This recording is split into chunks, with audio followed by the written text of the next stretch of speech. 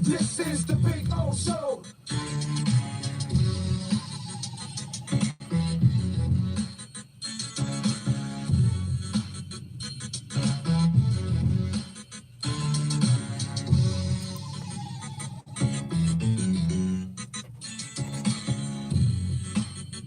This is the Big O Show. This is the Big O Show.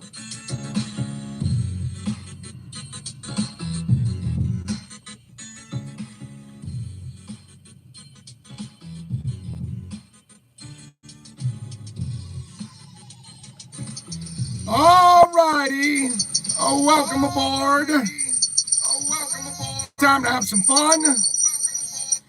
Well, today is a little bit of a different day on the program because we've got some technical snafus today. Today I'm actually flying solo. Bill is under the weather. We're supposed to be at Craig's Inn's Acura Pembroke Pines. As you can tell, we're in studio. As you can see the banner behind me and all the regular stuff, and we don't have all the bells and whistles and all that good stuff that people are used to with us on the program. So we hope you guys hang in there with us, because today will be a little bit of a different challenge. And one guy says, I got some rebound. I don't know what that means by rebound. Not sure. Oh, maybe you're hearing some echo. Maybe that's what it is. I don't know if that's what it is. If you're hearing some echo, then I'm sorry. Let's see. What does it say? Will you be having an NFL draft stream? What the hell is an NFL draft stream? I don't know what that is. I have no idea what an NFL draft stream is. But we'll be talking some sports here today.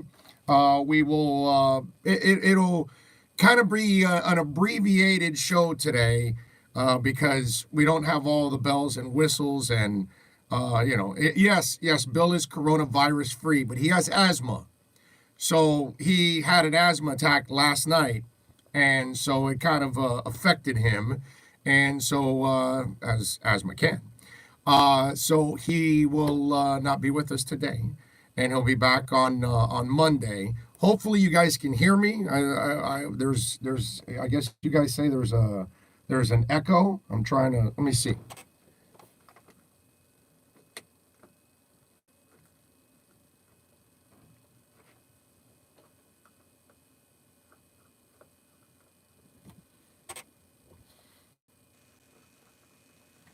All right, you guys tell me if the echo goes away a little bit here on all of it, but I will do my best, and so we will try to get through this. Tell me if there's still some echo going on, because I'm hoping that there isn't an echo going on. Sounds okay now? Okay, because I think I had a speaker on behind me, and so I'm in studio.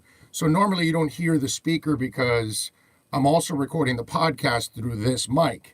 So in order for us to replay the show for people that are not here live, like some of you out there that are live, you're catching it now, so you're checking it out. But some people obviously will come. Most people actually go back to listen to the show after it's all pieced up and all that good stuff. So looks like we're okay now sound-wise. Everything sounds good, which is excellent. And we are less than a week away now from the NFL draft, which obviously we're all looking forward to it. It's going to be absolutely awesome to go with the NFL draft. I did want to play some sound bites from Chris Greer, but again, I can't do any of this stuff now because we're not kind of set up for it, unfortunately, so we won't be able to. But I appreciate those of you out there. Now, what I'll do is I'll kind of paraphrase a lot of his sound bites and what he talked about yesterday on the show. So we'll go over some of the stuff that there's some good stuff to talk about with Chris Greer. I know that what was it? You were trending. I got scared. Glad to see you. Okay. Oh no, but that wasn't me that was trending. It was just Big O, and it's probably something on the other side of the world. You know, if I'm trending, it's probably something bad, right? I probably died or something. I, I don't even know. You know what? Even if I died, I don't think I would trend, or I don't think anybody would give a rat's ass about it. So I doubt I would even trend in that. So I don't know. I'm not. I don't think I'm popular enough to trend in any way, shape, or form. But anyway, so we've got Chris Greer's comments yesterday that I definitely want to get into, and there was a lot of stuff. We're a couple days away from Michael Jordan and his special starting on Sunday. I want to talk a little bit about that. I want to get into some developments in college basketball, the NBA, and high school basketball. The Some NFL news, some quarantine news. I mean, there's all kinds of stuff that we can get into here on the program today. So I'm looking forward to it. So I appreciate all of you for tuning in, and don't forget, as always, to give us the thumbs up, subscribe to the program, and of course share the show and the link there on YouTube. Share it with somebody, send it on text. Although today isn't the best day, right? Because today we don't have all the bells and whistles and all that good stuff that we normally do when we do the show. But I appreciate those of you chiming in. Let's see. Greer did an excellent job of answering questions without tipping his hand yesterday. And I mean, look, in the end, that's why we normally air all these press conferences. That one I knew was going to be such a waste that I didn't want to air it because one, I didn't know how the audio and all, and it really wasn't great audio. And I knew it was going to be kind of clumsy, which if you watched it, you saw it was kind of clumsy because the media is not right in front of them. So you can't see who wants to ask a question right away, and you can, whatever. And so everybody's on their own phone in their own homes and all that. So it was kind of clumsy, but they executed it well, and they got it done. And I would agree with you that, Greer did what he was supposed to do. Say nothing, pretty much. And in saying nothing, he was able to do a couple of things that I think were productive, actually, for the Miami Dolphins. First of all, he talked about how they haven't set up their board yet, okay? So let's get into that on setting up the board. And, when he was asked about that and talking about the quarterbacks, and, we haven't done everything, and by Monday or Tuesday, we'll have the board set, and then we're ready for Thursday. There's a couple of layers to all of this that you got to understand, and I love this. First of all, let's get into the media stuff, okay? Because, you know what, now that I got to write something down before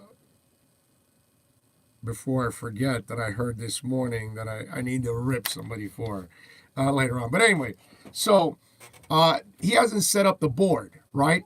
And it's believable, actually, because people might be scrambling to find information. Now, don't think that, okay, we haven't set up our board means that we haven't actually done all our homework on Tua and on Herbert and all of that. No, that's not what it means, actually. I'm pretty sure they've done most of their homework on that already because that's the number 5 pick, right? It's total quarterbacks that they've got to get all the information. And that's where you got to look at it and say, okay, now I understand what he's saying. Because it makes a lot of sense if you're still getting information on Jake Fromm, if you're still getting information on Jalen Hurts, on Kevin Davidson, on Shea Patterson. I don't care. Jake Luton, a kid from Oregon State. That's an interesting project.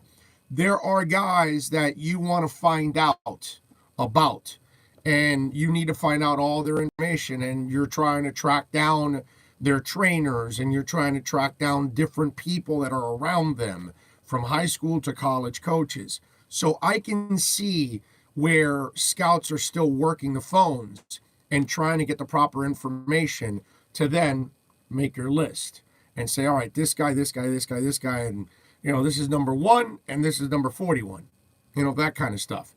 And the other part of it, and I don't know if a lot of people look into this, but I do because I'm on the other side. I'm on the media side. So I know how the media works. And the media will sensationalize and will try to clickbait anything that you do say. And by him yesterday saying, well, we don't have our board yet, that's also leaving it all out there like, okay, they don't know what they're doing yet. They don't know what direction they're going in. We can't assume as media. Now, you come out and say, our board is done. We know who we want. Dolphins have made their mind. Headlines. Chris Greer, GM, knows exactly who he wants. Speculation starts. Can't speculate when you don't know.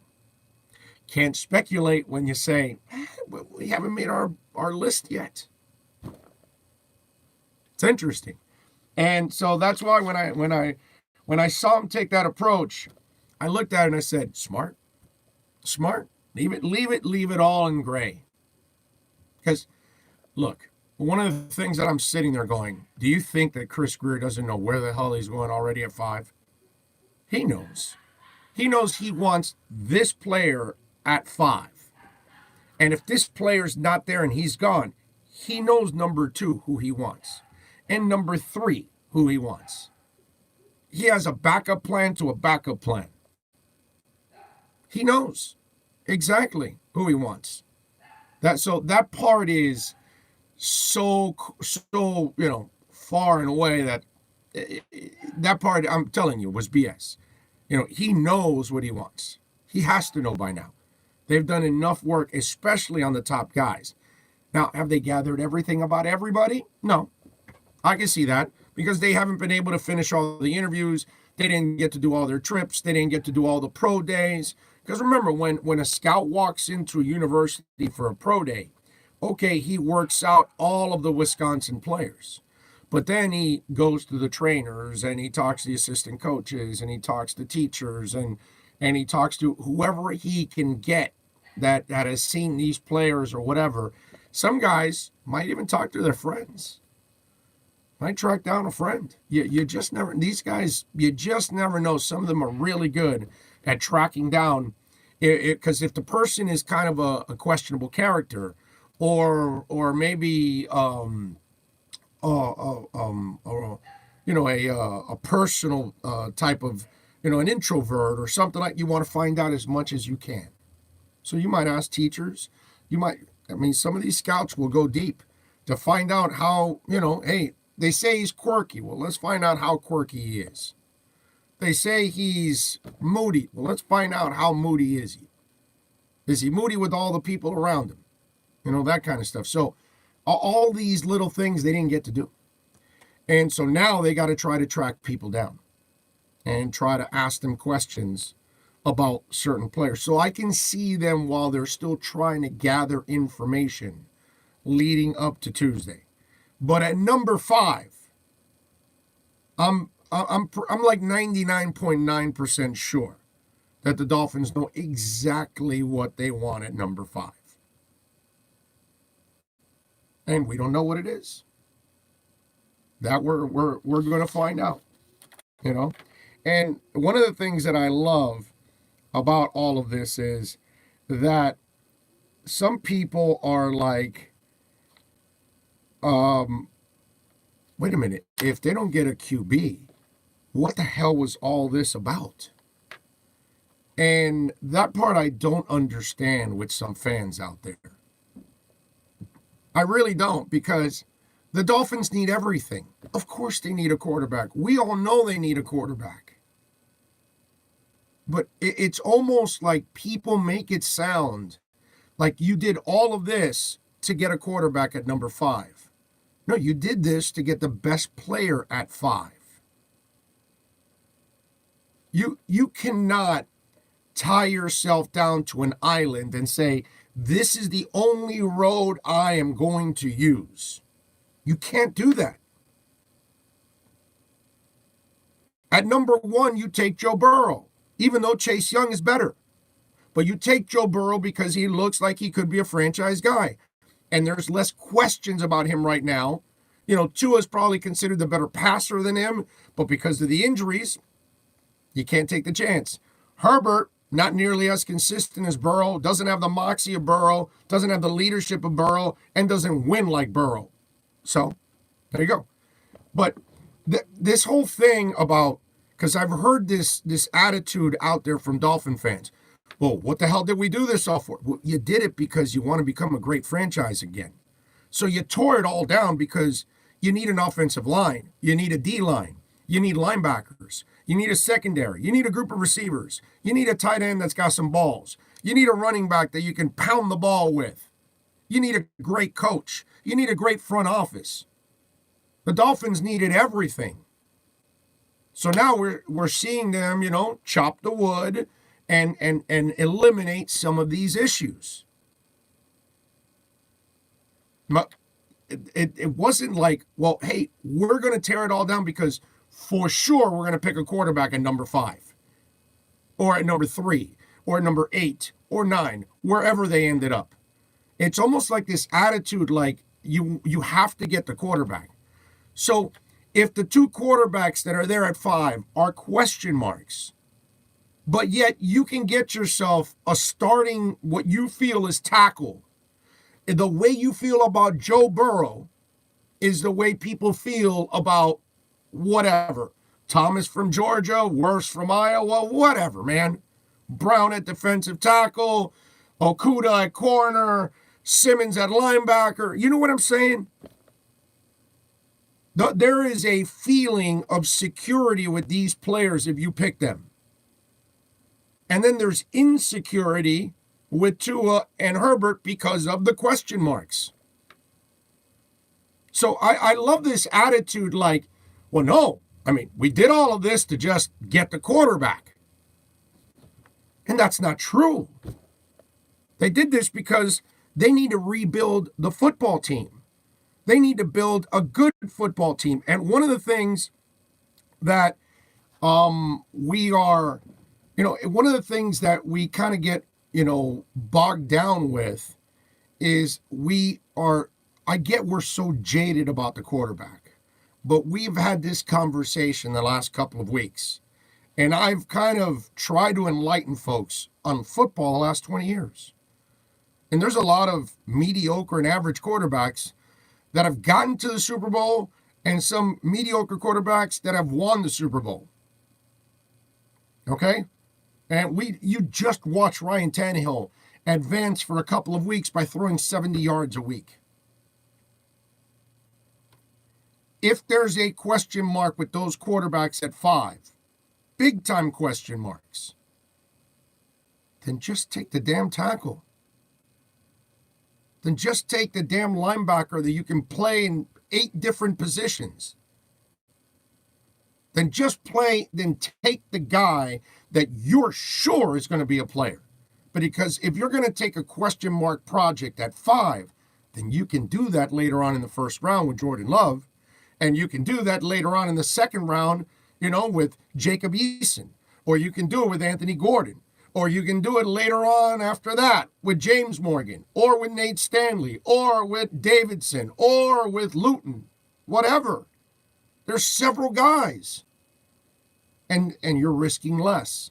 It's always the argument, is what I've gotten into this argument with people, because those of you know, I liked Osweiler coming out of college, out of Arizona State, but I liked him in the 3rd round. Denver took him in the late 2nd because they knew late 3rd he wasn't going to be there. And they knew he was a project, but they couldn't wait till the late 3rd, so they had to take him late 2nd. They had just won the Super Bowl or whatever they were, deep playoff run, whatever they were at the end of the draft. And so I understood why they took him in late 2nd, even though I had him in the 3rd. But I always tell people this, that with Ryan, you failed, right? But I'd rather fail with Osweiler in the 3rd round as a Dolphins fan than the number 8 overall pick. The number 8 overall pick, that I'm trying to make a quarterback. And then I spent 7 years and I never made him a quarterback, and then we had to let him go. So it didn't work out. It was a bust. But I'd rather bust in the third round with the project. I don't want to bust at number 8 overall, and I don't want to bust at number 5 overall. You see what I'm saying? If we're going to take the project, then, dude, just take James Morgan from FIU. If we're going to take the project, then take Luton from Oregon State. If we're going to take the project, then take Nate Stanley from Iowa. If we're going to take the project, then take Anthony Gordon from Washington State. That's all. Do that instead. Plenty of projects have been taken. Dak Prescott was a project. Drew Brees was a project. Tom Brady was a project. Hey, Aaron Rodgers at the end of the first round became a project because nobody wanted him. That's how you do it. Lamar Jackson. I don't ever think he'll become a great passer, but it was a hell of a move to take him at the end of the first round. You get the extra year to try to develop him. If it doesn't work out, it's the end of the first round. But if I'm taking a guy at top 10, if I'm taking a guy at number 5, I need to deposit that ball in McCovey Cove. Do you understand that? I cannot swing and miss. Catcher with the ball, boom. Powder comes out of the mitt. You're walking to your dugout to go get your glove and go play the other half of the inning because you lost. I can't have that, dude. I got to deposit in McCovey Cove, and I need to round the bases, and I need to touch home plate. I got to do that with number 5. And the same thing now, as much as I love Tua, the passer, I can't trust Tua, the patient. Because that's the problem. He's going to be too much of a patient. He's going to be visiting Doctor's Hospital more than the Dolphins. He's going to be visiting the Cleveland Clinic more than the Dolphins. He's going to be visiting Dr. James Andrews more than the Dolphins. Can't have that. Can't have it. I get it. You take him. I get it. You got 13 more picks. Knock the bitch out of the park. You better deposit 2 in McCovey Cove if you draft Tua, because you have to overcome the possible failure of Tua and then answer the failure of Tua by saying, hey, we kicked freaking ass with the other 13 picks. And then people can say, well, hey, you took the shot at the quarterback. Take another one next year. Keep going, keep going, keep going, keep going. But that's the thing you got to think about. And this attitude of, what did we do all of this for? Well, you did it because you want to build a great football team. Okay? Yeah, we got to find a great quarterback, but you got to do it the right way, too. If you're going to take a chance, don't take a stupid chance. Take the kind of chance that you have very little to lose and everything to gain. Taking a guy at 5 that there's a good chance he'll break down and fail, that brings you on some heat. I don't know if you want that heat. All right, 786-322-1105 if you want to get in on the accidentlawfirm.com text line. You can also reach out to us on Twitter. That's at Big O Show. Again, I apologize that we had some technical snafus today and could not do the show over at Craig Zinn's, Acura Pembroke Pines. We will be back there next week, and we'll do a little make good with them. Have a little fun and hang out with the boys there at Craig Zinn's, Acura of Pembroke Pines.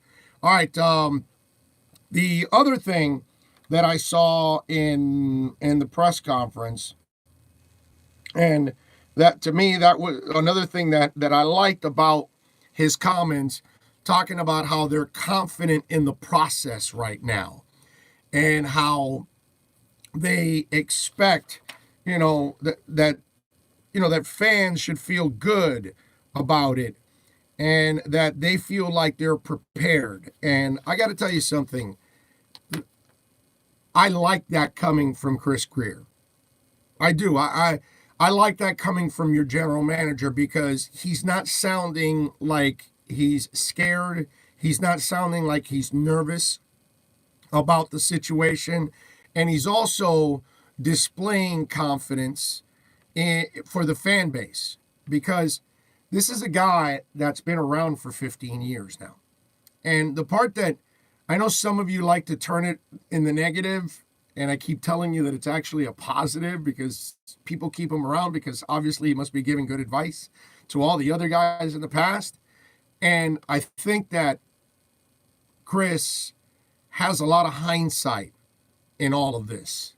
You have to realize that he has been able to sit back and watch everybody else screw up and watch everybody else make all the wrong moves all the time and watch how one coach has gotten himself in hot water, one general manager after another. He's watched the bickering, he's watched the power struggles, all of that.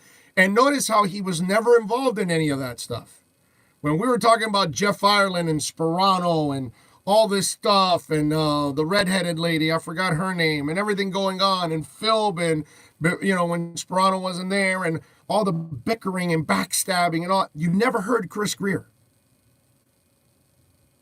Okay? You never heard Chris Greer ever involved in any of that. It didn't matter who was fighting with who. Greer wasn't involved. He's been able to sit back and watch all of this. And since he took over, he brought in a guy in Marvin Allen that he's known forever. He brought in a guy in Reggie McKenzie that he's known forever. He brought in a guy in Brian Flores that he's known forever. He brought in people that he is comfortable with. And that's why he's confident. Because he knows these people. He's been talking with them for years. I mean, Marvin Allen played for his dad. So while, you know, his dad was a personnel guy and Marvin Allen goes through the Patriots system, there's Chris Greer as a young guy watching all of this. So he knows Marvin Allen. So he knows what Marvin Allen's done and his track record, and Reggie McKenzie. And he's watched ego after ego fight against each other in the Dolphin building. And again, never involved in any of this. These are the things that people don't notice. They don't look at this and all that stuff. But fortunately, I've been around the team for a long, long time, so I get to notice all these things. And I get to pass it on to you guys. And I keep trying to explain to people, but I get it. Whatever, you're jaded and you don't want to believe that the Dolphins are headed in the right direction. That's fine. That's fine. Whatever. Time will prove it all. But you watch how there's not going to be any finger pointing. There's not going to be any fighting. The egos are checked on the side. And we've talked about this. These men know how important all of this is. They know that this is imperative to their existence. Okay? They got to all have success. So they're going to work together. And in 1 year, they eliminated a roster that, you know, let's just say if you kept everybody together, what do they win? 7, 8, 9 games? You won 5. With no talent and a whole bunch of young guys. And that's because they stayed the course. And we kept telling you on this show, they're not tanking. They're going to keep building through youth. It'll take a while. They'll turn things around, but they're building a culture. They get the young people to believe in it. They keep the good ones. They filter out the bad ones. They're not bad, but you know what I mean. They don't feel they're good enough to play, so they'll keep the good ones. Because I don't want to make it sound like they're good human beings and bad human beings. That's ridiculous. But you know what I'm saying. And that's why you have to look at it for what it is. And this is a great situation right now. And you got guys that are working together. And they not only want to succeed for the Miami Dolphins and their fans, but for themselves too. And Reggie McKenzie's a guy that's coming out of a place where they screwed him over. He did a really good job with the Raiders, and they screwed him over.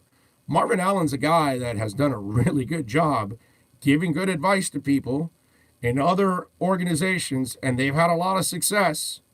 I think Chris Greer said yesterday that Marvin Allen's like missed the playoffs like 2 or 3 years in his whole career. But if you look at the organizations he's been a part of, okay? And then Brian Flores is a guy that's paid his dues with New England for a long, long time. And, you know, I know we can't say he's arrived or anything, but in his first year, damn, he was impressive. Damn, he was impressive. And then what we've tried, those of you that have been with us every day, you've heard me say this before. Some of you new folks here the last couple of days, last couple of weeks here, last month, that obviously we've had a lot of new people, that I keep explaining to people, look at what Chris Greer has done in the last year. Have you ever seen that, ever, in a Dolphins team? No. And you have to go back to Jimmy Johnson for the wheeling and dealing. That what he did last year to get Rosen, and I know in hindsight now, it doesn't look like a great move because Rosen hasn't come through, but to be there and say, well, should I just draft my second rounder, or do I make it into 2 second rounders? It's the kind of crap that nobody ever did for Miami. He did it. All right, let me try a QB, and I'll get my second rounder next year. I'm not in a hurry. So he uses intelligence and patience to rebuild the team. Try for a quarterback that was a top 10 pick. Doesn't work out. I'm not paying anything for him. I still get my second rounder the following year. I just deferred it for a year. No big deal. We're good. Those are smart things. What he did with Devontae Parker was extremely smart. Tying him to a 2-year deal, then he performs, and he and his agent don't want to come back on that second year because they risk injury. So he gets him on a team-friendly 4-year deal. These are smart things, man. Eliminating the bad salaries, loading up the draft picks. All the things that he's done, nobody has done, because Ireland didn't do this, and Spielman didn't do this, and Mueller didn't do this, and whoever else has been in place has never done it. Because he's more about what we're doing now in today's NFL. You know what I mean? And that's why I keep telling people that you got to understand that there's a different element going on right now with the Dolphins. It's a different type of team. It's a different front office. And for the first time, here's the other thing that I would say to all of you out there. In fact, let's do this before I continue. Let me tell you about Mudias Dental and Eric Mudias. They do a great job, man. They have been proud sponsors of this program through thick and thin. Call them 305-821-0231. Go to the website, mudiasdental.com. I don't care if it's implants. I don't care if you need to get your teeth clean, if you got a cavity, if you got root canal, you name it, they will fix it for you. Call them, 305-821-0231. If you're in pain right now, let's get you out of pain, all right? Let's make you feel better. Call Mudias Dental, 305-821-0231. Now, the other thing that I would tell you why you can tell there's something different. When Philbin took over, did you ever feel that there was a culture being put in place? Did you ever feel that he was commanding the locker room and people were respecting him and responding? No. Tony Sperano, did you feel that that was in place? And look, I know he passed away, and I hate that whenever I bring it up, I always have to think about that. But I don't mean to do that. I don't mean to discredit the man, but it's just, you kind of knew what he was. He was an assistant coach that really didn't belong as a head coach, and he's, celebrating field goals. We have coaches now that are disgusted. Tom Flores, I was going to say. Brian Flores, he's not a guy that wants field goals. He wants touchdowns.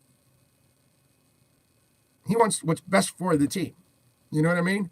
And whether it's Cam Cameron, it didn't matter who it was. Adam Gase, he was at odds with players right from the get-go. This is a guy that tore it all the way down, has rebuilt it, and people bought into it. And Dolphin seasons go the other way. They start out well and end terribly. They start off looking cohesive, and then they end up dysfunctional. This team started off with all kinds of craziness and dysfunction, and not that kind of dysfunction that we're used to, but the dysfunction that it was still chaotic, that they were still trying to figure everything out, bringing in players, cutting this guy. They brought in several linemen in week one, all of that. And then as the season went on, players started figuring it out. Guys found their roles. They started winning games. They ended 5-4. They ended feeling good about themselves. They ended like, hey, we got something going. And then the rest of the league goes, they got something going. I'm headed over there. So in 1 year, this dude started culture. Something Adam Gase couldn't do in 3. Something Cam couldn't do in 1. Something Philbin couldn't do in several. Something Sperano couldn't do in several. I mean, I can only go so far to explain to people what the hell is going on here. You know what I'm saying? I can only go so far. But that's where this has changed. That's where this whole thing is so different now. And that's why I keep telling people that, you know, when it comes to the Dolphins, man, I can't say enough about I can't say enough about how impressed I am that they keep doing football things. Whereas before, it was more about shock value. Let's buy the shiny object out there. But there was no method behind the madness. There's no plan. You see the plan here. Okay? You see the plan here.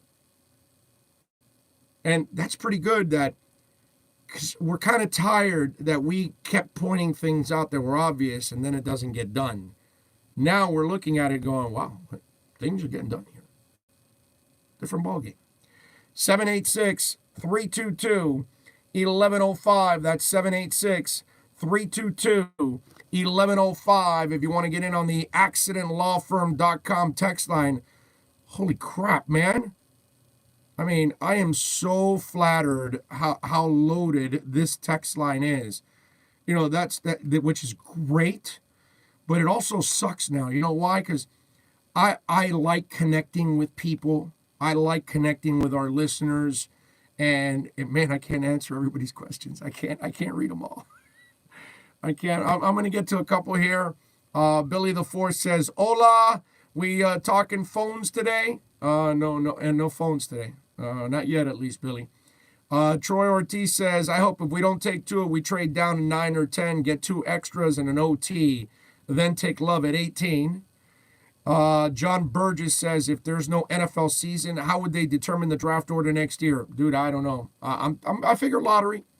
You got to go lottery. You can't give the Bengals a pick again. Let's see. Richard McLean says, "Big O, there are 30 keepers from 2019 roster." I love what they did last year. I loved it. It was one of my favorite seasons in a long time because it means something. Because this past season means something going into next season. And that's what means a lot to me as a football fan, because now I feel like my Dolphins know what the hell they're doing. You know what I mean? Can't wait to stick it up the Patriots.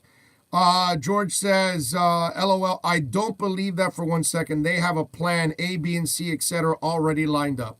Yeah, I pretty much said that. Now, I can see them, again, figuring out the rankings because they haven't gotten all the information on all the players, George. But the top guys, they got their info. Let's see. Billy's asking me, who do you think that player is? Oh, I don't know who the player is, man. I don't know. All I would tell you is that if you gave me the power to pick number 5, I'm taking Tristan Wirfs. That's all I'm saying. Everything else, that's it. You know I'm not going to Burrow there at 5. And I know I'm not going to have Chase Young at 5, correct? I'm taking Tristan Wirfs. If I had the 3rd pick in the draft, I would take Tristan Wirfs. You do know that, right? If I had the 3rd pick in the draft, the only guys I would take ahead of him is Burrow and Chase Young. That's it.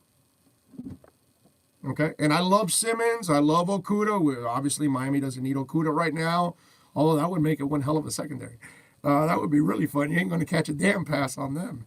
Let's see. What else? You're not going to catch passes anyways on them too much. What else do we have? Mind You says, what do you think about Mike Tannenbaum's comments about Tua? I try not to listen to Mike Tannenbaum. I don't think that's, mind you, I don't think that's really good for your health.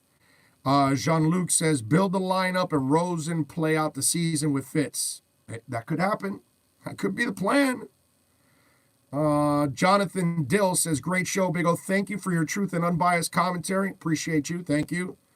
Although don't be pissed at me when I'm being brutally honest and it's negative and I got to tell you, you got to fire, Dale Talon, okay? Don't get mad at me when I'm being honest about that too, like when I was honest about the Dolphins a whole bunch of years now when they were sucking and weren't playing well. Dan Horsley says, I have abdicated not to take Tua. However, I am questioning myself after Tannenbaum said he would not draft Tua. LOL. David Banos says, don't trade up, draft best player available. Don't draft a QB that's going to sit a year. Makes no sense to draft that high, or you're going to draft a QB at 5 like Tua. Okay? King Short says, good afternoon, fam. Hope all is well. Roberto Gonzalez, why not trade to number 4 and get Isaiah Simmons? Robert, there's no reason to trade up to number 4. You stay at 5 and you get a player. Why are you giving up picks? Why are you going to give up a high pick to move up a spot? It makes no sense, my brother. That reminds me of how remember when Spielman got suckered and moved up a pick to draft Vernon Carey when he didn't have to? Yeah, that's what I'm talking about. Those days are done. Let's see. Troy Ortiz says, Big O, Osweiler was a bum no matter what round you took him. You are right, sir. But he did go 5-1 that year that they went to the Super Bowl and won. He played really well there. But I'd rather have a bum in the 3rd round than fail at number 8 overall. I don't think I can explain that any better. Do you want to swing and miss in the 3rd round or swing and miss at number 8 overall? That's all I ask you. And if anybody says number 8 overall, then I can't help you. You know what I mean? RC in the 305 says, Greer's going to let this kid make the trades. Let's see. What else? Dennis Aker says, this is the best front office we've ever had. Fins up. Well, we got to go back to the Shula days, my man. You might be a little young, Dennis, but we had some pretty good people back there too, okay? So back in those days, our front office was pretty freaking awesome. Sneak Attack 305 says, we are for sure drafting our starting left tackle on the first day. How deep is this draft for the tackle position in which you would select our second tackle to be our right tackle? Miami Kid J says, I'd rather take the chance for Tua because you know right away if he'll break down than waste 6 or 7 years waiting for Herbert's accuracy and deficiencies. Miami Kid, you could be wrong on that. His hip isn't healthy enough to play and take hits right now. And if you have a shortened off season, he doesn't get to really practice as much. Fitz will start. Fitz might play the whole year. You may not be able to play Tua till the end of the year in December, which still won't be enough. And so then you go through the next draft in 2021. You have to then play him in 2021 for a whole season if he can last. And if he doesn't last that season, or if he doesn't play well, now you've wasted 2 years, 1 that you barely saw him, 2 that you saw him, and now it's year 3, year 4 for Greer, and now you're searching for another quarterback. So you are not correct on that, my man. You with Tua, you may not find out right away, which may be a scary thing. That's another one we talked about in the past. That podcast is there. You can look it up. I cringe every time you say Ireland. That was a disease. Joe Miller says, Tony Sperano, the first coach I remember as a Doll fan. Wow, you are young. Okay. Donna Ponte. Thank you, Donna Ponte. That's her. That's her. I like it. I like it. Oh, thoughts on getting 2 tackles with their first 5 picks? I have no problem with that. Build up that mofo line. Hell yeah.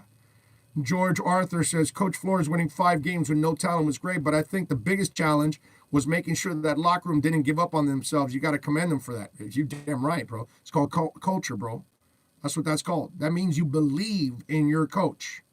That's why they never gave up, unlike, some people in the media. T-Bone, Big O, I now believe the Dolphins' QB target is Love all along. They're willing to move down in the draft. They know the Chargers want Herbert or Tua, not Love. Intriguing stuff, brother. All right. Let's hope. Let's hope. Steve De La Fe says, Big O, give it a few more months. You'll be one of the larger streamers in South Florida. Thus, can be the biggest day in Finn's history in the past 2 decades. Give me 2 fat OTs and 2 in the first. Thank you, sir. Appreciate you. We get better at streaming or bigger because you are tuning in, like everybody else tuning in right now. We love you all for that. Thank you. 72 Finn's logo says, Big O will be drafting players that fit Flores' system. It's like the Patriots. It might be better. Who knows what you think? Okay. All right. What else do we have here? So many texts. You guys are awesome. You're blowing up, oh, that's what Billy Ford says. I don't know about blowing up, but I love the fact that all of you are tuning in and you're spreading. Remember, subscribe, like the page, and also the most important one, besides subscribing, obviously, and liking. Those are super important. But the third one is sharing the link. Send it to a friend that you know on their phone. Send it by text. Post it on Facebook, Twitter. That's why we're growing. Because more and more people are telling other fans, yo, we got objective talk here. We can actually, we can actually hear the truth here, and we don't have to go to, the local station that they just play politics because they can't say anything. It's funny. Oh, Lordy. All right, Alonzo 1975 says, I think they get a DT or Simmons at 5. Alonzo, you may be right, my brother. It's a beautiful thing, right? None of us really know. You can't call Alonzo crazy. He might be right there. He might be on target. Terry Robisky says, we might have the best front office in the NFL. Flores could end up being our best coach since Shula. Let's hope so, man. Let's hope so. We need it big time. Radically centrist says the NFL could have a short training camp and no off-season practice. No time to put in new offensive schemes. I think Miami should bring back O'Shea. I think they've turned that page, my brother. All right. Mark Rodriguez says, have my 8-year-old son, Zach, listening to you. Told him you are the truth teller. Well, Zach, thank you for watching, my brother. Thank you for supporting. Appreciate you. Thank you for keeping it locked here on the Big O Show. Big O, what's your take after listening to Greer's pre-draft presser? Well, I've been talking about that, my man. I think you got to rewind a little bit and listen to some of it. I'm not done. There's a couple of other things I want to point out. Chad Marshoni says, hit that button, everybody. Yes, please. Please, please, please hit that button. We really appreciate you guys out there keeping it locked here on the program and supporting us the way you do. It's pretty awesome. I don't have the commercial breaks. I don't have a lot of the things that we normally do. So I'm kind of winging it today and doing a straight up show and no breaks, really, pretty much. So, it's what is it so far? 49 straight minutes of talk. That's crazy stuff, man. But we will get through it, as always, like we always do, baby. That's the only way we can. There we go. All right. What else I wanted to talk about here on the show? Let me. You know what? I got some more Dolphin talk that I want to get to, and I'll lead to it in a minute here. But before I do anything, and we get to football, I just want to talk a little bit about what's going to happen on Sunday, because at 9 it'll be the Michael Jordan special, right? And I can't wait to see it. I'm looking forward. You know what I'm looking forward to most is the reaction from young people. Right?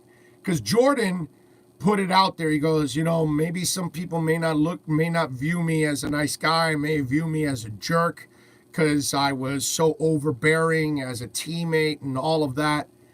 And I got to tell you something. I want that to be seen. Do you know why? Do you think Vince Lombardi was liked all the time? Do you think Don Shula was liked all the time? Do you think Billy Martin was liked all the time? Do you think George Steinbrenner was liked all the time? Do you think Bill Belichick is liked all the time? Do you think Nick Saban is liked all the time? There's something special about being great. And look, Tom Flores, Tony Dungy, Tony Gwynn, Cal Ripken, Russell Wilson, those guys weren't crazy and they weren't pains in the asses and they weren't super intense and they weren't overbearing coaches or teammates. And they're all successful and they're all great and all that. There's no one way of doing anything. We've talked about this in my show over the years, right? Because you'll have a crazed maniac on the sidelines like Jimmy Johnson and John Madden, correct? And Nick Saban. All right? These are the crazed maniacs. Then you'll have Tony Dungy and Tom Flores. They won Super Bowls. And I don't even think Tom Flores or Tony Dungy ever raised their voices. And then there's Dick Vermeil, who cried after every press conference. So there's no right way or wrong way to do things. But when it comes to being great, intensity does come with it. And you might be a chef. I mean, I don't watch it religiously, but the dude from Hell's Kitchen, that guy, Gordon Ramsay, seems to take it pretty intense, and he's pretty successful. You know what I'm saying?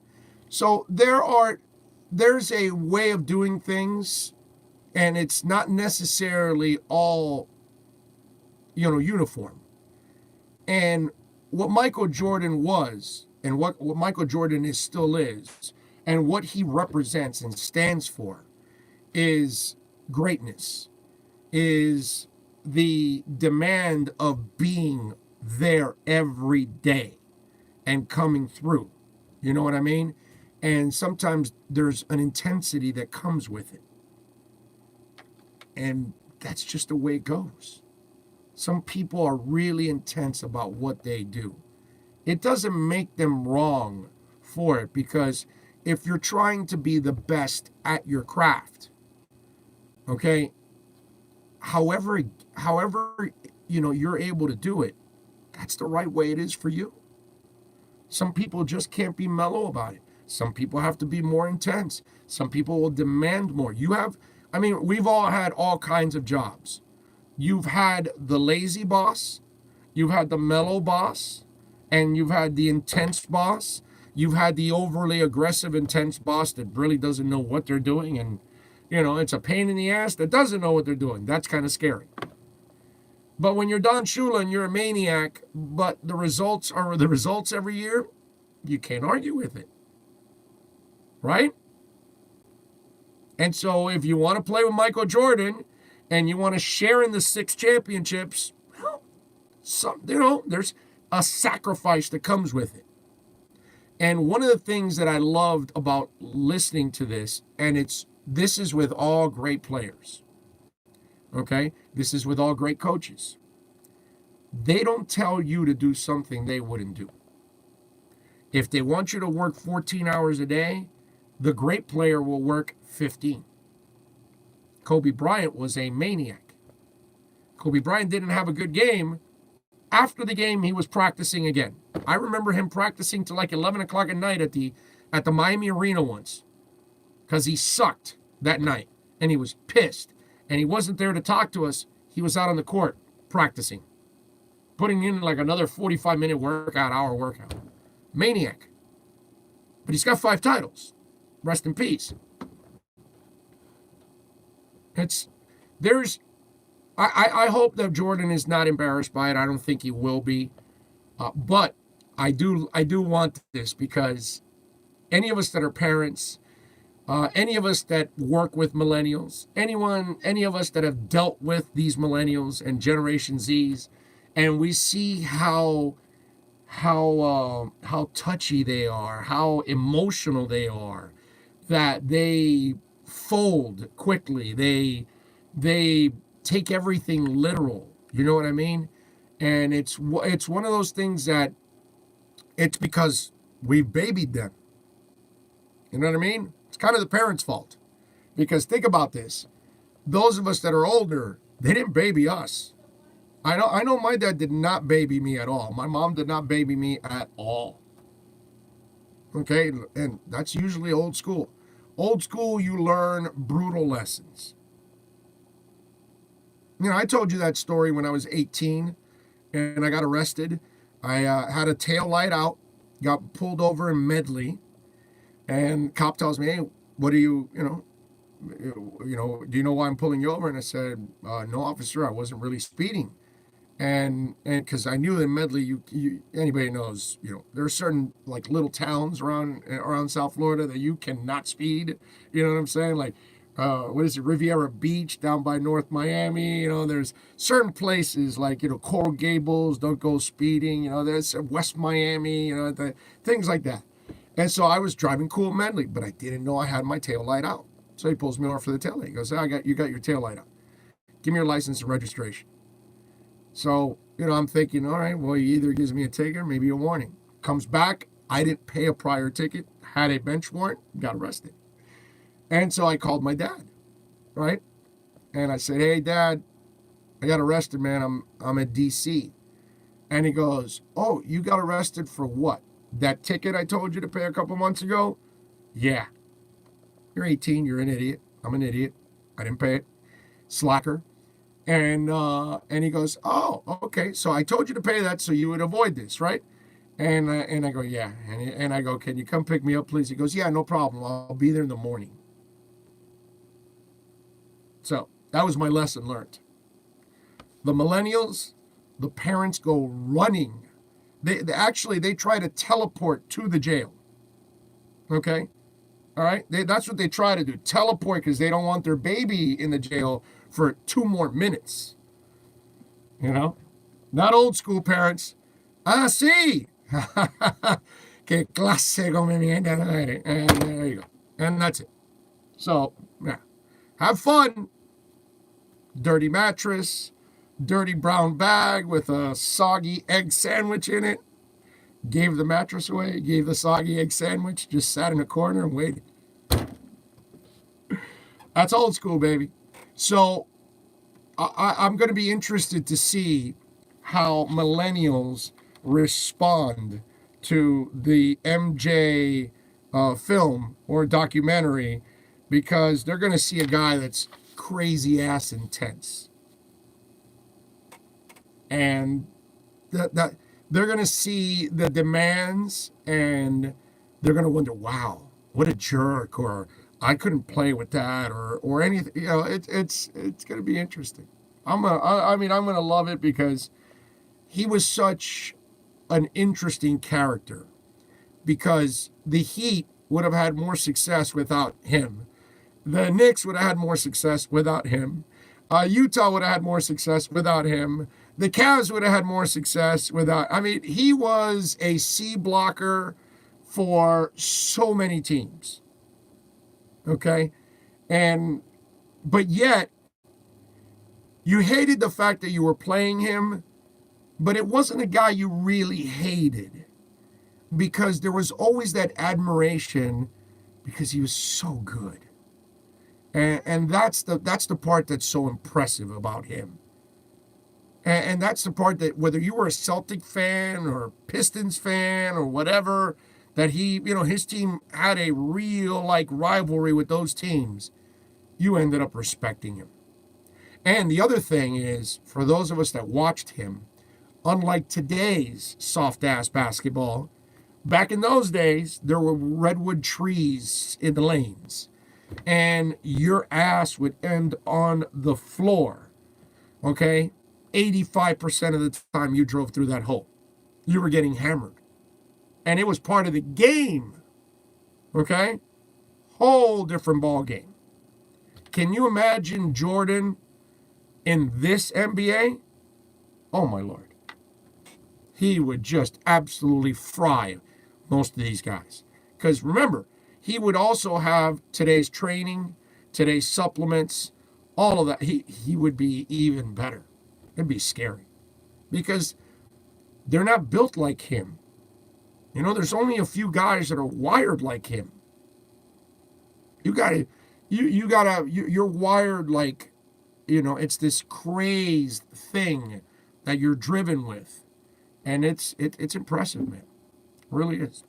All right, 786-322-1105. That's 786-322-1105. Don't forget that the show is proudly brought to you by Craig Zins, Acura of Pembroke Pines, the finest dealership in the business. There is no better Acura dealership out there, folks. And right now, listen, they know it is a time of crisis. And so if you're struggling right now with your vehicle, it's breaking down. We're about to start, you know, getting the country back open again over the next couple of weeks and a month.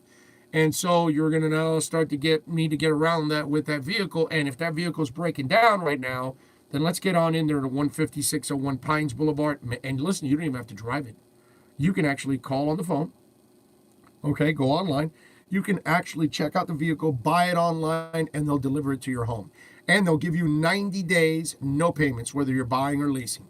So it gives you some time during this time of crisis to kind of recover and then get ready 90 days from now, and you could get back on track. So, folks, get on down to 15601 Pines Boulevard, just off of I-75 in Pines. And they've got an Acura loyalty program going on right now where you can get $500 up to $1,000 towards the purchase of your next vehicle. So if you own or lease an Acura and you're looking to buy or lease another vehicle, go on down there, go see Larry Schlossberg and the boys. They'll take care of you at Craig Zins, Acura of Pembroke Pines. It's a beautiful thing, isn't it? All right, let me have a little water here, right? Can I have a little water in between half hours? I don't get any commercial breaks today. Today I don't get to walk around, stretch my legs, because it'd be so awkward. It would be dead. There'd be no sound. There's no Big O Show theme. We don't have the commercials going. None of that. I'm just, I'm SOL, as they say right now. My partner in crime is not here today.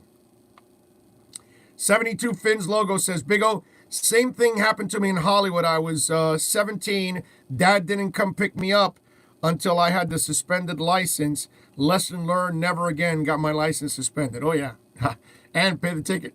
So it doesn't become a bench warrant. Yeah, no, I learned my lesson 35 years ago now. You know, that kind of stuff. Let's see. Bucky Brooks compared Brown's strength to the late great Reggie White. Wow. Brown's a good player. I like him. He can disrupt stuff. I don't think he's going to be like this great sack guy, but I think he will definitely be a guy that will definitely destruct. George Arthur says, stimulus check, transferring straight to my savings account. No touch. Good for you, George. I'm glad you got it. Jerry G says, Medley PD headquarters was a Ted shed on the river back in the day. Yes, it was. It was a tiny place. Because I went first to that jail, actually. I went to the Medley jail for like about an hour. And then they put me in a car again and then took me to D.C. Yeah, the Medley jail was terrible. Yeah, little thing. Back in the 80s. Yep. Dougie Fresh says, I showed some young bucks what the oak would do to people coming in the middle, and they couldn't believe it was real. Oh, yeah, no, the old-time basketball is amazing. George says, Big O, you're a trooper. Oh, I don't know about that, my brother, but we look to survive, and we look to move on, and so I apologize that this is not the way the show normally comes your way. I hope you're able to hear it. I hope everything is cool this way. But hey, listen, there's a lot of people here already on the chat board. And so I appreciate all of you out there that are tuning in and supporting us here on the program. It means the world. It really does. Let's see. RC in the 305 says, babies. At 4 years old, I was scared of the dark, and it was like 1 a.m. So she gave me a bat and said, go around the block 2 times, then go back to sleep. I like it. I like it. Good stuff. You guys are a trip out there. Always appreciate it. All right, what else do we have here on the show that I definitely want to talk about? So, the other thing that Chris Greer was talking about, we talked a little bit about the board and the process of setting it all up and the confidence. And, the other thing that I liked that I saw yesterday from Greer was that when he was asked about how important the draft is, he went out of his way to talk about 2 drafts. He mentioned, and look, it's something that I talk about as a media member and as a talk show host. It's something that you talk about as a fan, but Belichick's not going to tell you that. You know what I mean? And even a guy like Wanstead's such a nice guy, but he's smart in the sense that he knows that if he starts talking about that, he feels like he's going to put more pressure on himself. And I don't believe he would have that kind of confidence to come through with it, right? And so I don't think he would address it. And he would kind of downplay and say, hey, every year, and give you some company line. And what I liked about it yesterday is that Greer talked about, hey, look, man, we're well aware of where we're at. We know what this draft means. In fact, we know what the next 2 drafts mean to this team, mean to this franchise. We're looking forward to building something that is going to be I'm paraphrasing, but a long-lasting impact. And when I heard that, I said to myself, see, that's what I want in my GM. And I think, there's a part of me that says, here's a guy that's been giving good advice for a long time. That's why one coach and one general manager after another kept him around. You know what I mean? It's just that the black dude always gets run over, bro. It's like, forget about it. You never get a damn break. And then when they give the black dude the break, it's like, yeah, we're going to put you on the job. You got about 6 months to turn it around. We've been a mess for 30, but if you don't change it in 6, your ass is out. You know what I mean? It's kind of like the minority gets no love, right? It's like a token opportunity, but on a really short leash. It's a joke. And so I think you got a scout that has been doing this for a long time, has been giving advice to people behind the scenes.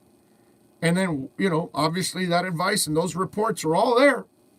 So, the next general manager reads all the reports from the year before. They're all on the hard drive. So he knows which scouts gave the good reports and which ones didn't, right? So clearly they kept keeping Greer around.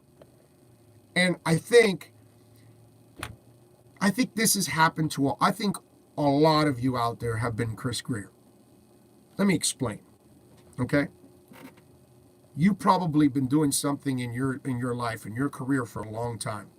And you got really good at constructing pools, constructing homes, deliveries, whatever it is, security, you name it, whatever it is that you do for a living, okay?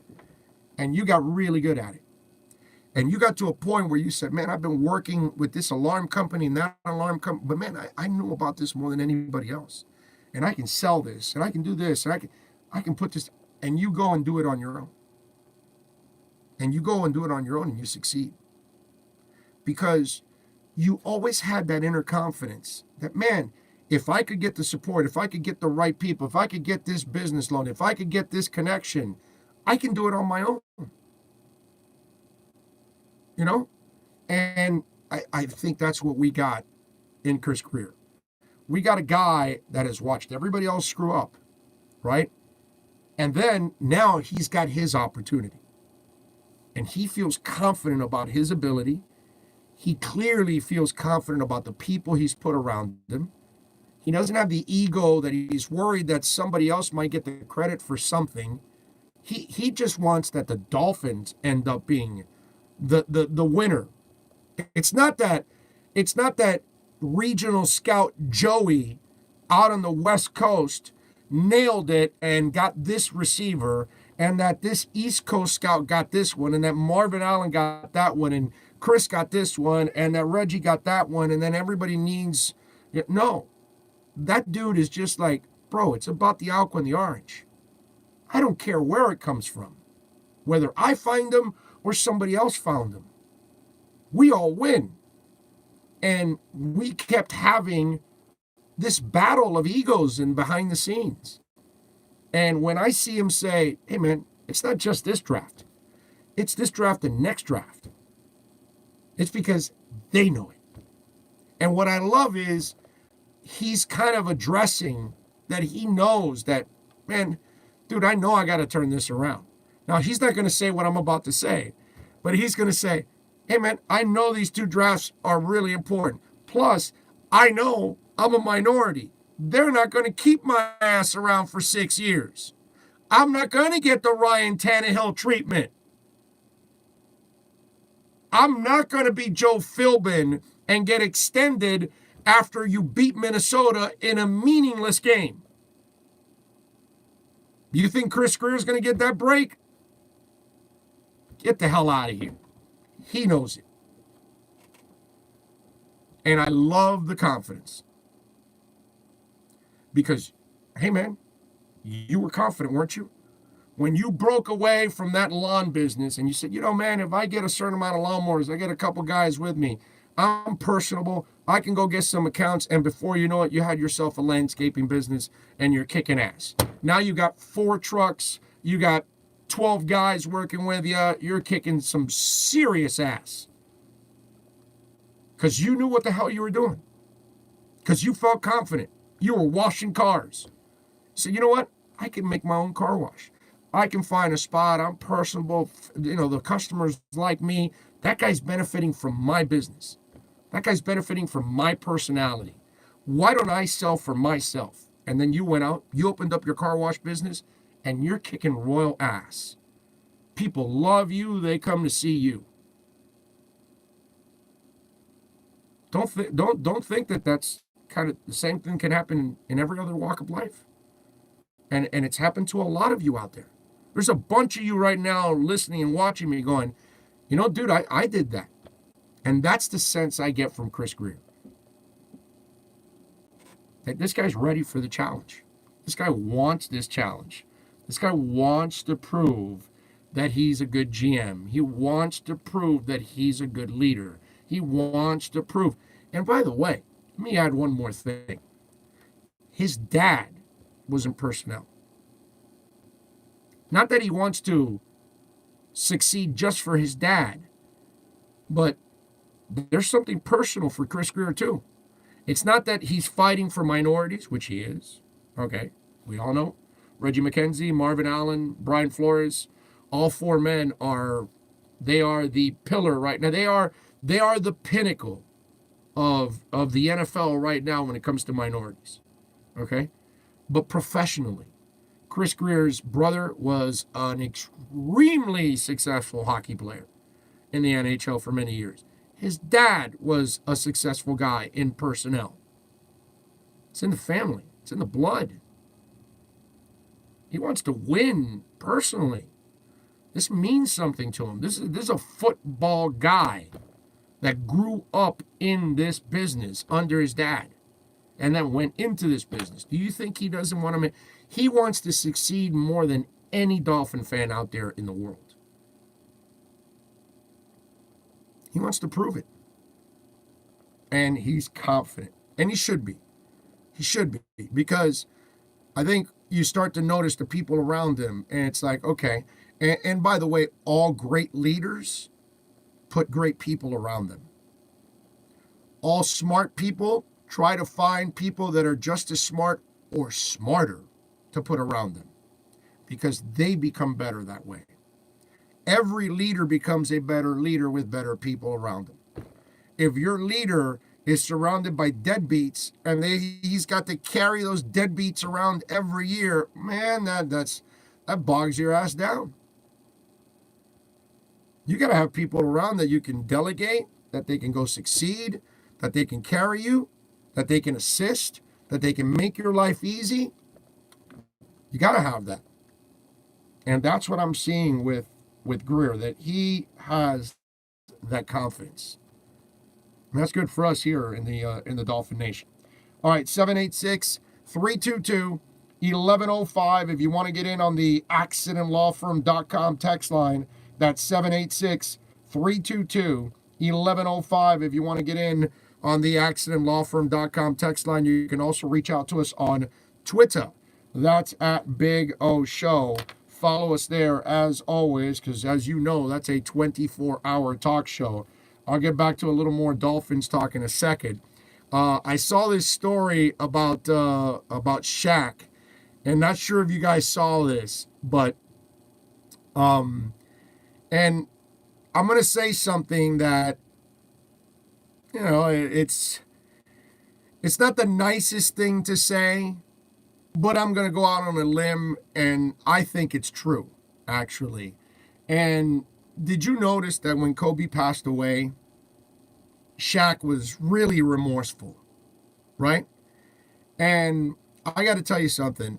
I think Shaq, in Kobe's death, there is nobody that has more guilt than Shaquille O'Neal.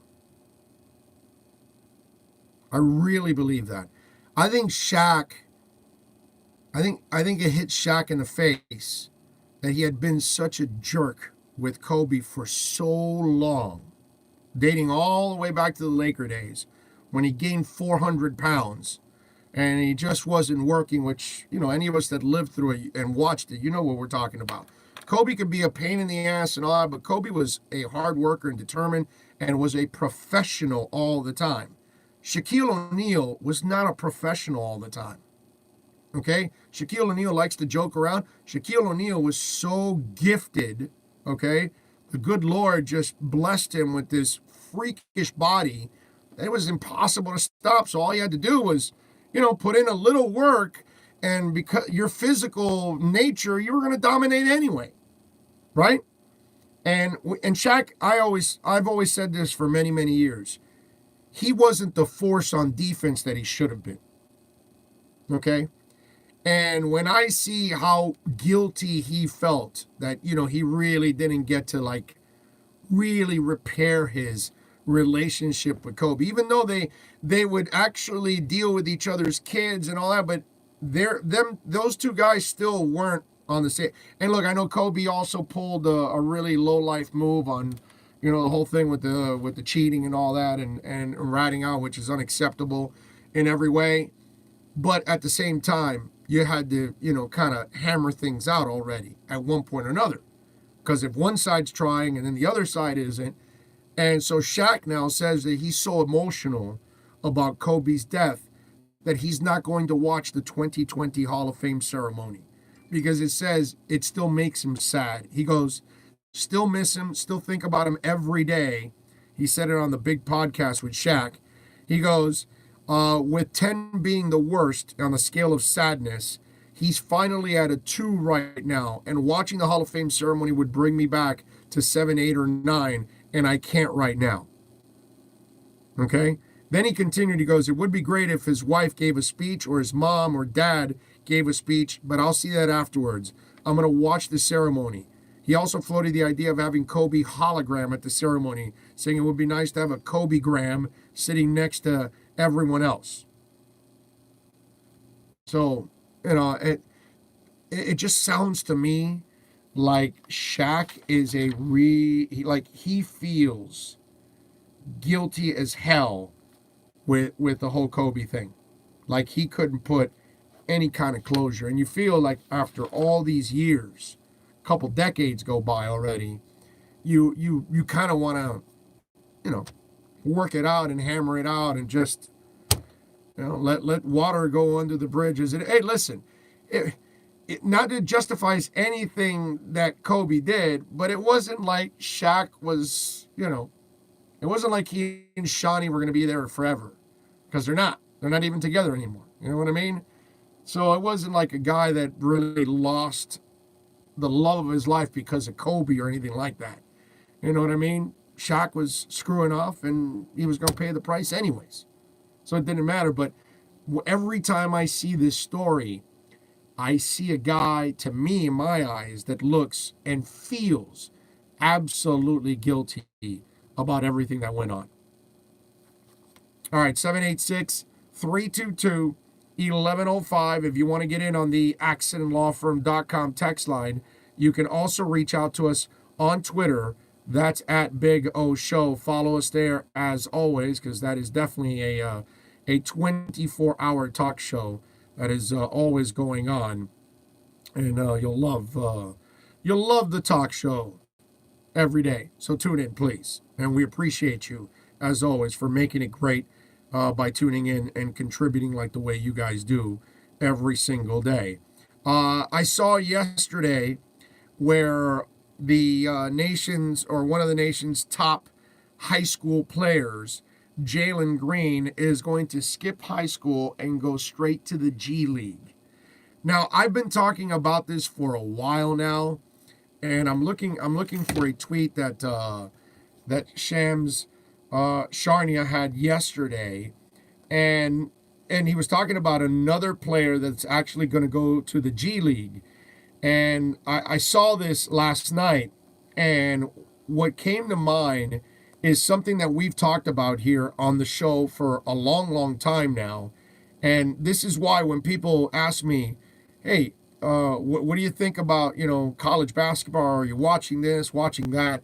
And I tell people all the time that I don't watch college basketball anymore. I barely watch it. I watch UM because it's the University of Miami, but I'm not really going to watch what's it called? College basketball on a religious basis anymore. Why? Because college basketball sucks. College basketball has no stars anymore.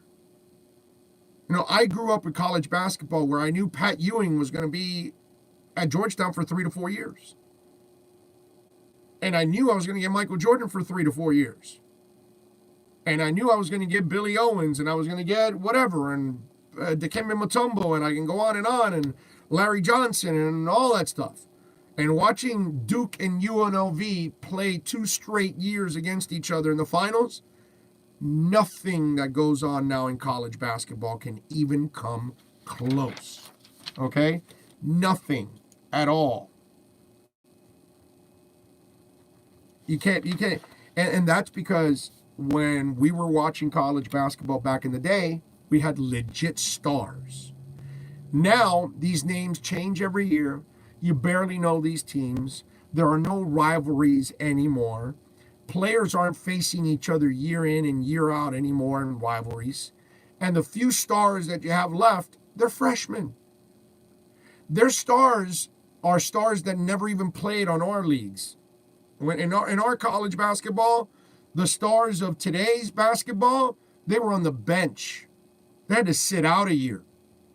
They didn't even get to play because the juniors and the seniors were playing. And so now the nation's top prep player is opting for the G League. Jalen Green announced that he's bypassing college and joining the NBA's G League for the 2020-2021 season. He's attempting to forge a new path for new prospects. So in 2021, he will be there. The 5-star recruit is ranked number 2 in the high school class by Rivals.com, has reached a substantial 6-figure deal, sources say, to partner with the G League for a year before entering the 21 draft, where he's a candidate to be the number 1 overall pick. The G League will create a select team in a designated city with a few roster spots for elite high school players who want to play professionally instead of going to college. Sources say the rest of the roster will be made up of veteran players. Green is a 6'6" shooting guard from Fresno. He will serve as the face of this unique pathway to the NBA. The G League is also offering Green a full scholarship if he wants to obtain a college degree. Now, There's more to this story. Shams, let me see. Did I lose this? Oh, here it is. Sharania says that Green will headline a new G League from Los Angeles, okay, and it'll focus on development and preparation for the NBA. Interesting, right? Because and by the way, super smart on the NBA's part to open up a G League team in Los Angeles, because they're so good with the summer league and that area of Vegas and LA that you can put a team there and that will draw fans. So all of a sudden now, this is the one thing that becomes interesting now, believe it or not. Now college basketball will suck more than ever. It'll be, again, it's like it's high school basketball on some steroids. Not really good steroids, but some steroids is basically what it is. And now the few stars that were left in college basketball, those freshmen are now gone. Now you're not even going to get those freshmen anymore. Now Zion, a one-year wonder star for you. I know he moves on to the NBA and he's going to be a good player, but if he can stay healthy, of course. But now you don't even get him. Now he's going to go to the G League. And for the NBA, I'll tell you this, it's not going to be this ratings monster, but you were never watching the G League anyway, right? I mean, there's a couple of geeks. You'll turn on the computer and you'll watch, Sioux Falls, and I've done it. I'm guilty of that. Hey, I want to go see Breonte Weber, or I want to see, another guy or whatever, and I've gone online to watch, Sioux Falls. So I'm guilty. I've done it myself, but there aren't a lot of idiots like myself that do that. Most people aren't crazed maniacs like I am about sports. But now you start to get some of these young cats that are draftable. Remember, what you had in the G League were guys that were already drafted or undrafted, and they were fringe guys, and then they had to develop out of nowhere. Duncan Robinson, i.e., all that stuff. So now these guys are known. These guys are possible draft picks. Now you're going to end up, that'll end up on NBA TV.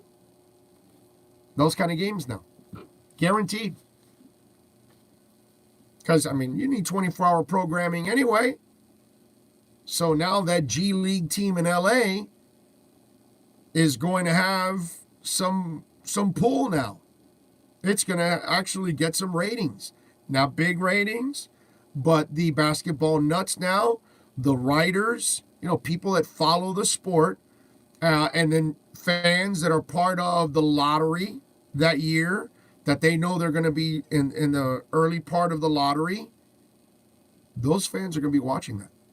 Let me go, oh man, let me go check out that Jalen Green kid. Because if your team sucks next year, you want to go see Jalen Green now in the G League. And so the G League now has found a way to create value for itself.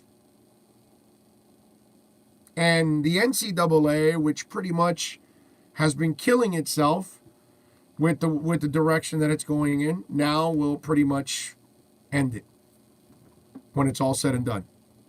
Now really, what do you want to watch college basketball for? What's there to watch in college basketball now? Now, outside of the tournament and betting, just to bet to have fun. But it's not a good game anymore. Big O, I love Greer. I started my own auto shop in 2008. Big O Show has always been streaming at my shop from day one, 12 years. Thank you, my brother. Appreciate you. Love you for that. Mob Notch Film says, young defense set for 7 years. In 2 championship games, 1 win, 1 loss. I don't know what that means, but I appreciate you chiming in on that. I guess that's part of some other conversation there. Let's see. Draft is in 1 week, fellow Finn fans. I am getting wings and beer to watch our Finns steal the 2020 draft. Amen to that. That's definitely going to happen. Big O, I love coaching in the D2 in North Carolina Central Conference and D1 TAC Horizon and the MVC leagues. The G League will flourish in these markets. I agree. And if you start adding some of these young cats that, that they're there to develop and then get drafted, that just adds an element to it. That now you start adding, potential young stars. That's going to be huge. That's going to be on SportsCenter. Now you're going to see G League highlights like you've never seen before. Guaranteed. And they'll have a couple of those guys now every year. Now they'll add. Let's see. Orlando Kakanopoulos is chiming in. So, Kakanopoulos, okay? He says Shaq is on the all-CAC team. All right? I mean, you are the Kakanopoulos. You've got to know. He says Kakanopoulos is here. How's it going today, Big O?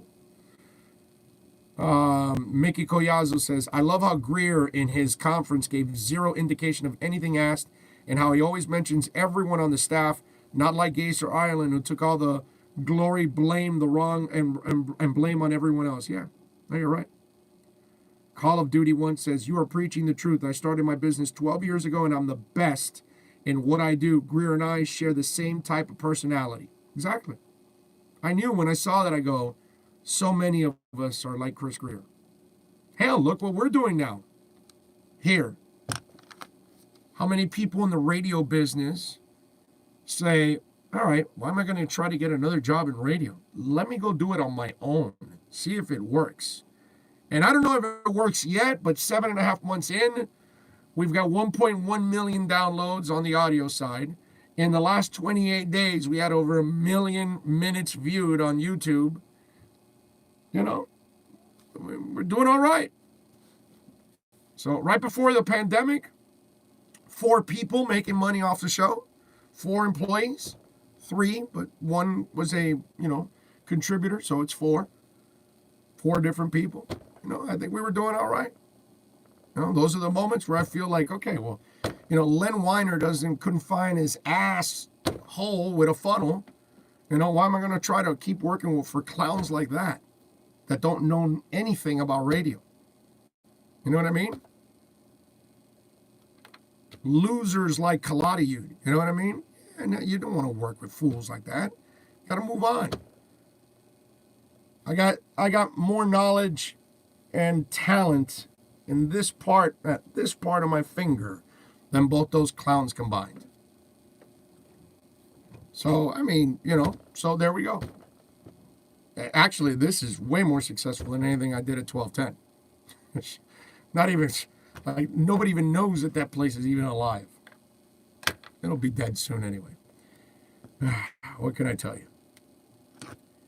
Miami Kid J says, I like Greer. I think we all do. The only bone I have to pick with him is Charles Harris. That being said, I wish him well, and I think he will make up for that mistake.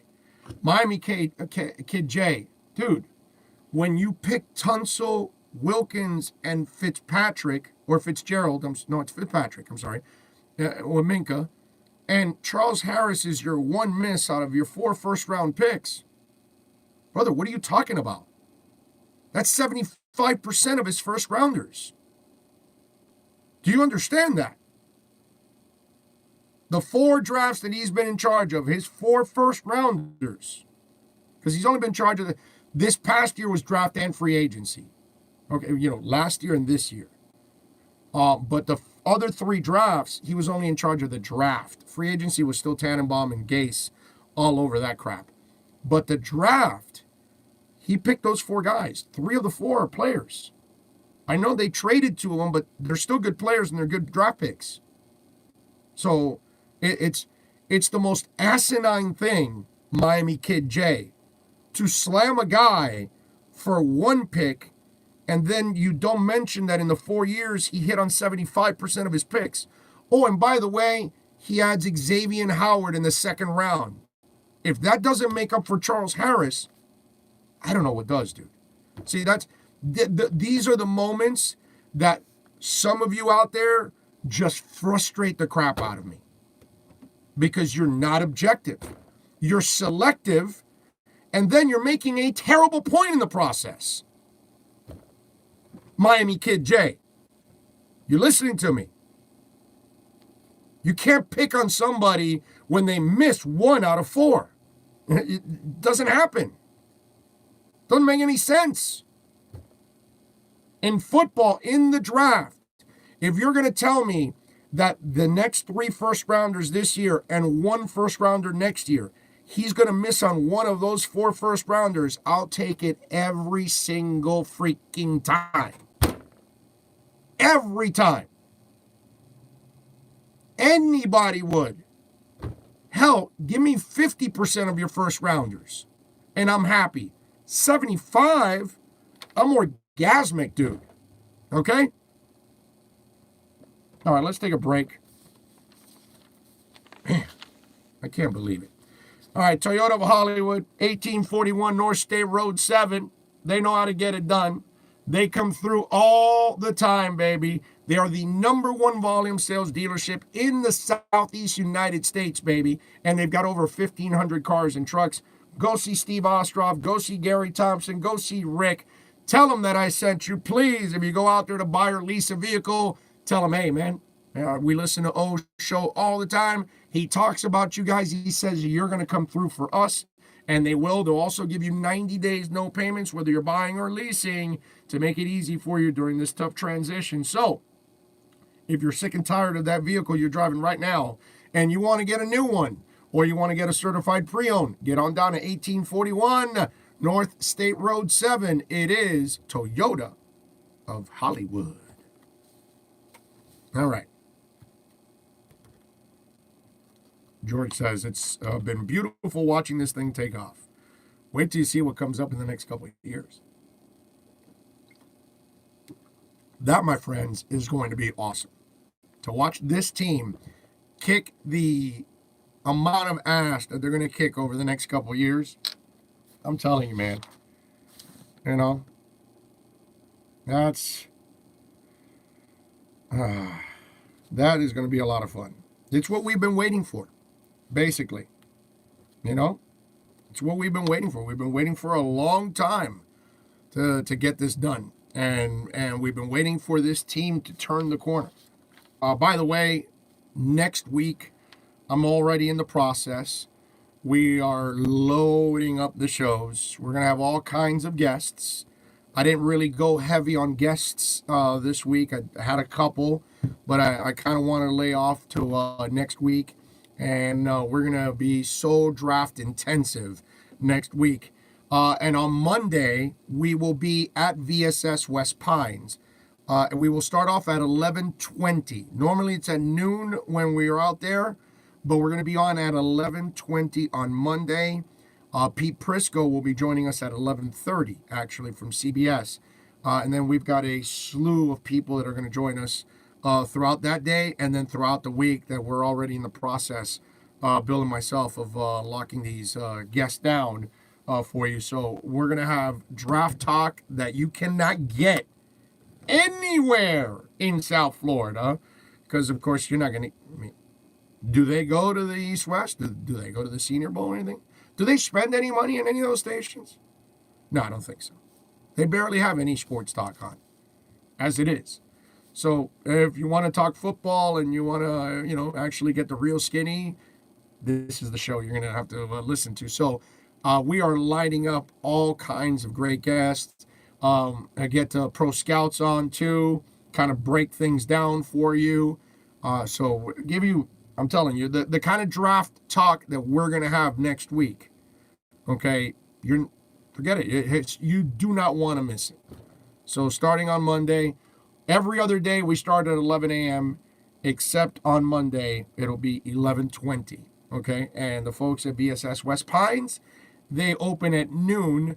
And remember, you can order online. You can call them at 954-613-3367. And you can order anything you want to order there, from CBD to hookahs to e-juice to you name it. They've got it all there. And you can just stay right in your car, and they'll bring it out to your car. Isn't it awesome? Get that kind of service. You don't even have to go in. That's all. King Short says 6 days and counting. I can't wait, man. It's going to be a lot of fun.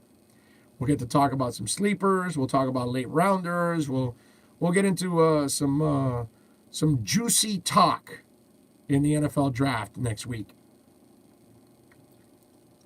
Save all that stuff. I don't want to spread it out over weeks. I wanted to use it that week coming into the draft, and then we'll be on Thursday night.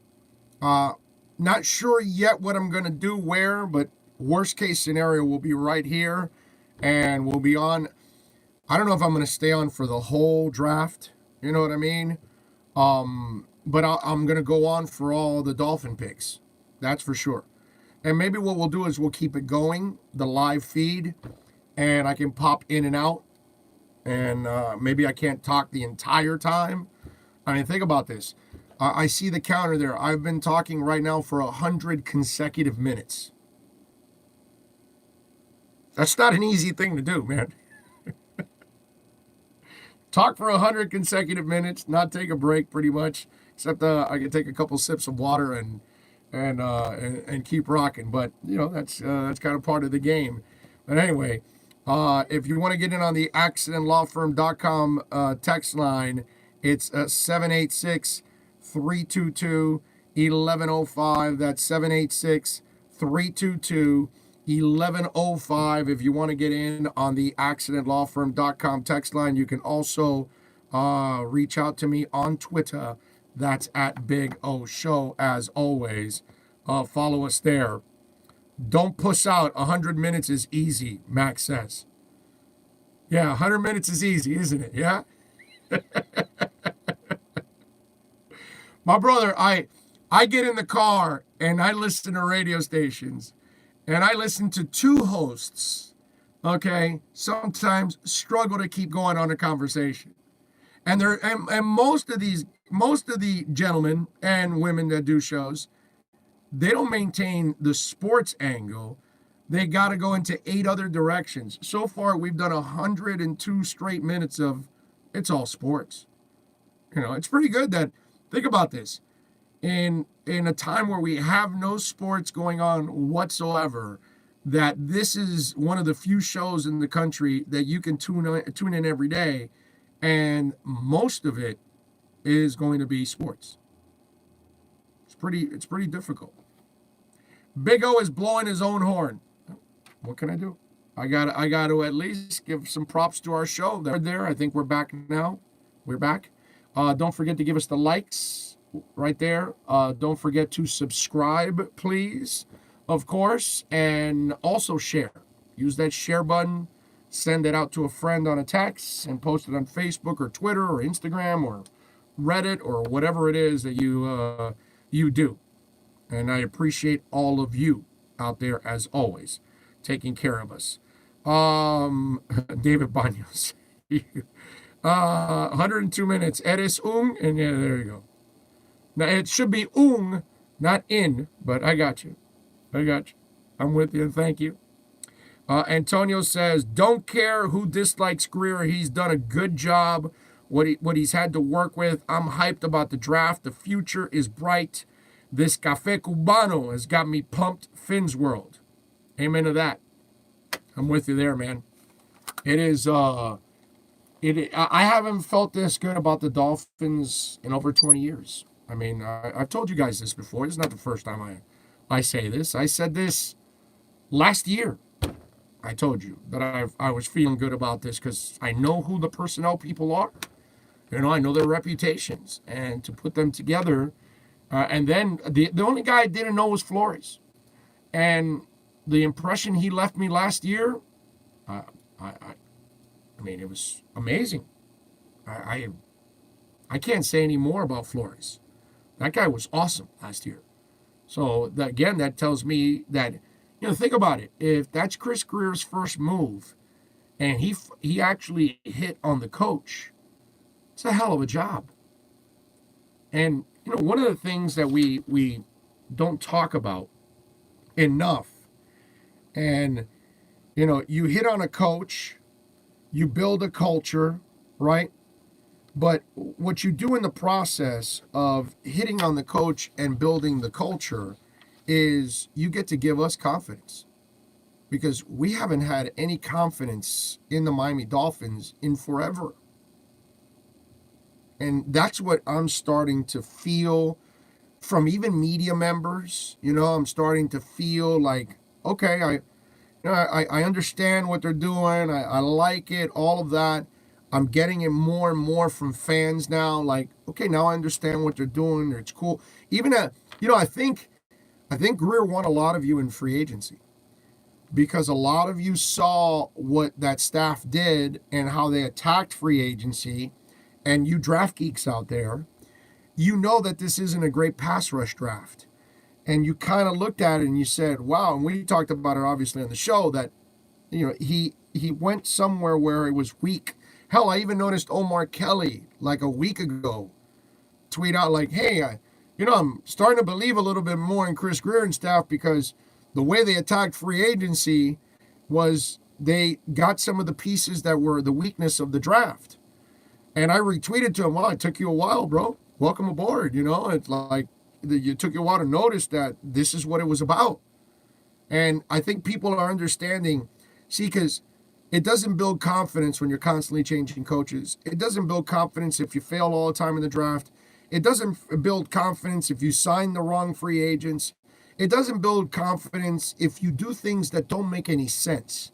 Like, why are you signing Ndamukong Suh? What, you think you're an Ndamukong Suh away from a Super Bowl? No, you need several players. So why would you sign Suh? So you do stupid things that don't make any sense. You go grab Mike Wallace and you give him number one money. And you make him like he's a number one receiver when he's not. He's not even really a legit 2. He was probably more of a 3 than anything else. And you're paying him like a 1. So how do you get confidence from that? But you get confidence by finding Preston Williams off the scrap heap of college draft. And all of a sudden he looks like he might be a starter. You gain confidence by rebuilding the confidence of Devontae Parker, and he performs like he's never performed. You build confidence by going out there and drafting Christian Wilkins, and he gets better as the season goes on. You get confidence by, okay, Eric Rowe struggles at corner, but we figured a way to use him to his strengths and help us. All right, he will now cover tight ends. All these kind of things build confidence. Chris Greer has a good run in free agency, did a good job in the draft over, it's just, last year's draft, we can't say good or bad either because it's early, but there's some pieces there, and they didn't have a second or fourth, so it was kind of tough. But it looks like maybe some of the guys later in the draft are all right, and Wilkins good. It all depends on what Dieter does. But you see what he did in free agency now. And that's the difference now, is that now you're starting to build confidence in an area that a lot of you out there would have false confidence. Well, if things go well, maybe we can win 8 games. If Tannehill figures it out, if the light goes on, if Philbin isn't conservative, if this and that, if that. No, I don't want any of that. Because that's not how we felt with Shula. See, those of us that have lived long enough to see the good, the bad, and the ugly, it's kind of, I know what I want. Young people, they can only know what they want by seeing it somewhere else. We know by seeing it here, right? When it worked, we know what worked. And so these are the kind of things like back in the day, okay, you had Woodstruck, but you had Shula. You know what I mean? And that's where we kind of can get crazy about, no, well, remember we talked about this, it's got to be a quarterback at number 5. No, dude, it doesn't have to be. What it has to do is be a better team than it was last year. And then the next year, you become a better team than that. That's what you need to do. So find better players, find better starters. If you can at quarterback, do it. But if you can't, find it everywhere else. And if you can only deal with something that's competent so far at quarterback, fine. Now, if you start passing up on superstar quarterbacks, well, then that'll be a problem. But right now, that's not the issue. So confidence is something that I also see here growing with the Dolphin, with the media members, with people around the country. Now, I'll tell you that some people out there are still lost because they don't understand what the Dolphins are doing. And I'll tell you this, when I was in the car this morning, I turned on Sirius XM NFL radio. And there were two guys on. I don't know their names, but it was a Pro Football Focus show. Now, let me first tell you that I think Pro Football Focus is a scam. I think it is a bogus-ass website. I think their stats are absolutely garbage and they are not accurate. I find it lazy that writers like to use them as the gospel and the Bible when they're not. So that's my opinion already of Pro Football Focus. Okay? I'm not a PFF fan. So here's a guy that represents PFF, writes for PFF, and I'm listening to him, and he's saying that the Dolphins were tanking last year, and that this year, because of the, I think it was because he was talking about how the question mark is at quarterback right now with Herbert or Tua, well, then he sees the Dolphins tanking once again for Trevor Lawrence this year. This is the guy that writes for Pro Football Focus. And so this is why when I see people that just worry about stats and they think stats tell you everything, which they don't. I've had this discussion with people over the years, over and over and over and over again. I can use stats and spin them any way I want. Sometimes you just got to look at the game and look at what's going on. And so let me ask you something. This is the part of that, I was just telling you that some people are getting it and they're understanding what the Dolphins are doing, and then you get these idiots. The Dolphins weren't tanking this year, and that moron didn't realize it. He didn't realize it that they said, Rosen's not helping us. We're putting him back on the bench because Fitz will help us. We need to win games. Oh, wait a minute, I thought you were tanking. Well, of course, if you're tanking, you keep Rosen in there. If you're tanking, you're not trying to develop Devontae Parker. Oh, we've seen enough, Devontae. Have a seat. If you're tanking, right? And yet they go 5-4 down the stretch. They beat New England on the last game of the season. They're the number 5 pick, not number 1. And yet this moron from Pro Football Focus is on the air just talking gibberish. And I just looked at the radio and I go, my God, I got to switch. I got to go. I went to Shine. I enjoy, at least Adam Shine knows what the hell he's talking about. And I just went to channel 82 instead. I can't listen to this. And it's asinine. It's like, do you not watch what the Dolphins were doing? I get it. The beginning with the tank for Tua and the media hype and all created by the media. And then the media starts lying about the Dolphins, that they all quit.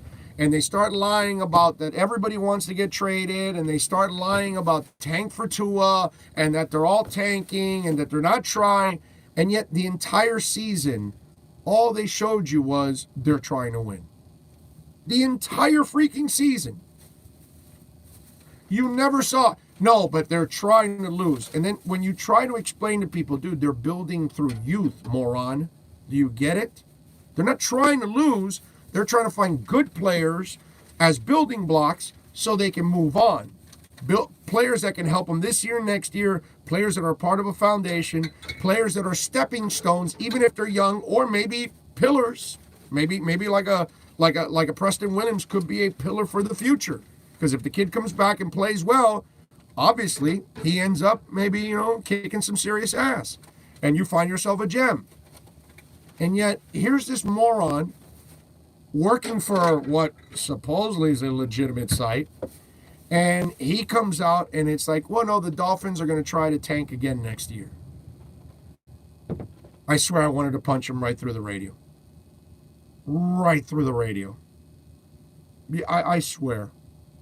I mean, I wasn't going to damage my beautiful Camry XSE that I got at Toyota of Hollywood, where everybody should get their Toyota. But I really felt like I like punching him. I don't know if you guys ever saw Used Cars. It's a movie with Kurt Russell back in the early 80s, maybe late 70s. It's somewhere there, 79, 80, 81 or something, I don't know. It's got its funny moments, actually. And there's this scene where one guy falls on a pickup truck and he's got a gun and he wants to shoot the guy that's driving. And the guy that's driving is pissed because he can't see. And he punches right through the windshield and knocks the guy out and knocks him off the truck. And it's just one of those things. And he's like a funny character in that movie. And that's what I felt like. In my mind, I felt like that dude right there. I just wanted to punch him right through the window. Because anybody that would tell me that the Dolphins are looking to tank again, and it's like, moron, they tore it all down, and they proved that they were more competent and a better football team than a few other teams in the league.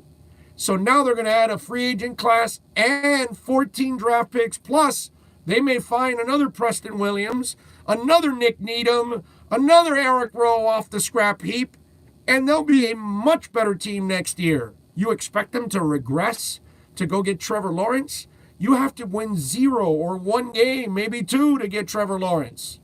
Does anybody see the Dolphins doing that? No, but the guy at Pro Football Focus will find some stats that will say, well, see, they could be the worst team in the league next year because of this stat. I really wanted to punch him right through the damn radio. Oh, man. Unload on that sumbitch. Holy crap, did I want to punch him right through the damn radio. There we go. I gotta get some water, folks.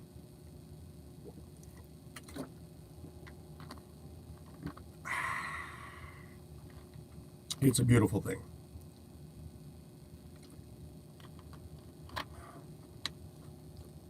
I can't believe it.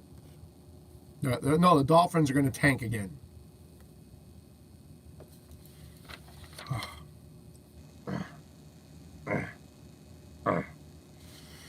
Really wanted to hit him. The other thing that I wanted to talk about a little bit here on the show, and by the way, if you want to get in, 786-322-1105 if you want to get in on the accidentlawfirm.com text line. That's 786-322-1105 if you want to get in on the accidentlawfirm.com text line. You can also reach out to us on Twitter. That's at Big O Show. Follow us there as always. So the Jets and Jamal Adams could be at odds. I don't know if you saw this. And, you know, there's been rumors about Jamal Adams possibly getting traded, right? And so now I saw this article, and where Jamal is not necessarily happy with things going on with the Jets, and that his name was floated around in the last draft, and then they were talking about a contract extension, but then those talks completely stalled, and so now they're going to have those virtual off-season meetings, whatever. And as you all know, Dak Prescott already, I don't have a contract. He hasn't signed his tender. He's not reporting to any of the off-season workouts. I don't know if that's changed, but from the last time I read a little bit ago, he said he wasn't going. So now the same thing's going on with, with Jamal Adams. Jamal Adams now has told the Jets that he's not going to do any of the virtual off-season workouts, and he's kind of pissed about how things have been handled because he feels he has given everything to the organization, has sold out for the organization. but yet the organization doesn't sell out for him. And he is a star player. Now, relax, okay? They're not going to trade with Miami, okay? But I am going to say this. I got to tell you, man, I would love that guy on the Dolphins. That guy can play, man. That guy's a player. And what the other thing is, you see it and I see it, right? And remember, I just talked about a little earlier about stupid things that used to happen here, like extending Joe Philbin. Remember when he beat the Vikings and it was like a meaningless game, and yet here comes Stephen Ross overreacting about that sorry-ass win with that sorry-ass coach, and he gives him a one-year contract extension. You remember that? And we're all looking at each other like, what the hell are you doing, dude? You're supposed to fire him, not extend him and keep him around. Right? And they ended up firing him the following year after another disastrous year because it's Joe Philbin. You know, that kind of stuff. And you see it and I see it, right? And when that happens over the years, we wonder, like, doesn't Wanstead see it? Doesn't Cam Cameron see it? Doesn't Randy Mueller see it? Doesn't Saban see it? That whatever, whoever's been here. And we see everything that went on with Adam Gase. And the fact that the Jets, just like the Dolphins, overlooked everything with Tannenbaum with the Jets and then go and sign him and keep him around your franchise for, what was it, 4 or 5 years we kept that disaster around? Maybe longer. We might have kept Tannenbaum around longer, right? Somebody help me out there. How long was Tannenbaum's ass around here? But you see everything that went on with Gase here. How so many players were unhappy with him. And boy, you and I were like, yeah, keep Jay Ajayi home for being a jerk. And yeah, Jay Ajayi may have been a jerk, but we didn't realize that this was a sign of things to come. It wasn't like he was Mr. Discipline. It was just that he's Mr. A-hole. And at that moment, that one worked with Ajayi, but all the other ones probably were wrong. And so now we learned that this was a guy that wasn't a people person. And, you know, some guys will defend him, but then other guys, plenty of them have problems with him. And yet he was also a failure here with, you see what happened with them 2 out of the 3 years and the one freakish year that they won 10 games by chance and got into the playoffs. And to see the Jets still sign the guy, and then all you did was enable Adam Gase, because Adam Gase knew that by signing his contract with the Jets right away, he felt that the Dolphins were completely wrong and everything he did was right. Because in his mind, that's what it is. It's not like people didn't hold it against me. The Jets hired me right away. So they know I know my stuff, which he doesn't, but whatever. And now to watch player after player, everything that's happened with Le'Veon Bell, that he was already against it, what happened with Osmelly last year in the linemen. It's just a never-ending thing with him, right? And even with Sam Darnold, that they had to, there was some question about, Sam was kind of concerned about how he was being handled, and then they had to kind of, and now you've got this whole Jamal Adams thing that's been lingering also. It's so dysfunctional to be around that guy. And yet, it's so obvious. And it happens all the time in sports. That the owner does something crazy, the head coach does something crazy. I mean, look, as great as Pat Riley is, I never believed that their contracts were, James Johnson and what's the name of the white kid with the hops? What's his name now? You know who I'm talking about. All those kind of cats. And then they sold us this garbage that, oh, well, no, these contracts are all really interchangeable. And I said, get the hell out of here. Even Riley does things like that. Everybody does it because everybody's human. Unfortunately, we have gotten some of the worst when it comes to the Miami Dolphins. That's where things are a little different. You know what I'm saying? So it's just kind of funny to see that the situation with the Jets, and it's so predictable too. That's the part that you sit there and you go, okay, this is This is crazy. This guy is as dysfunctional as it gets, and yet they don't see it. Weirdest thing. It's so odd that they don't see what's going on, and then that guy just, that's why I've said, I hope he stays there for 30 years. I really do. I pray that Adam Gase is with the New York Jets for 30 years.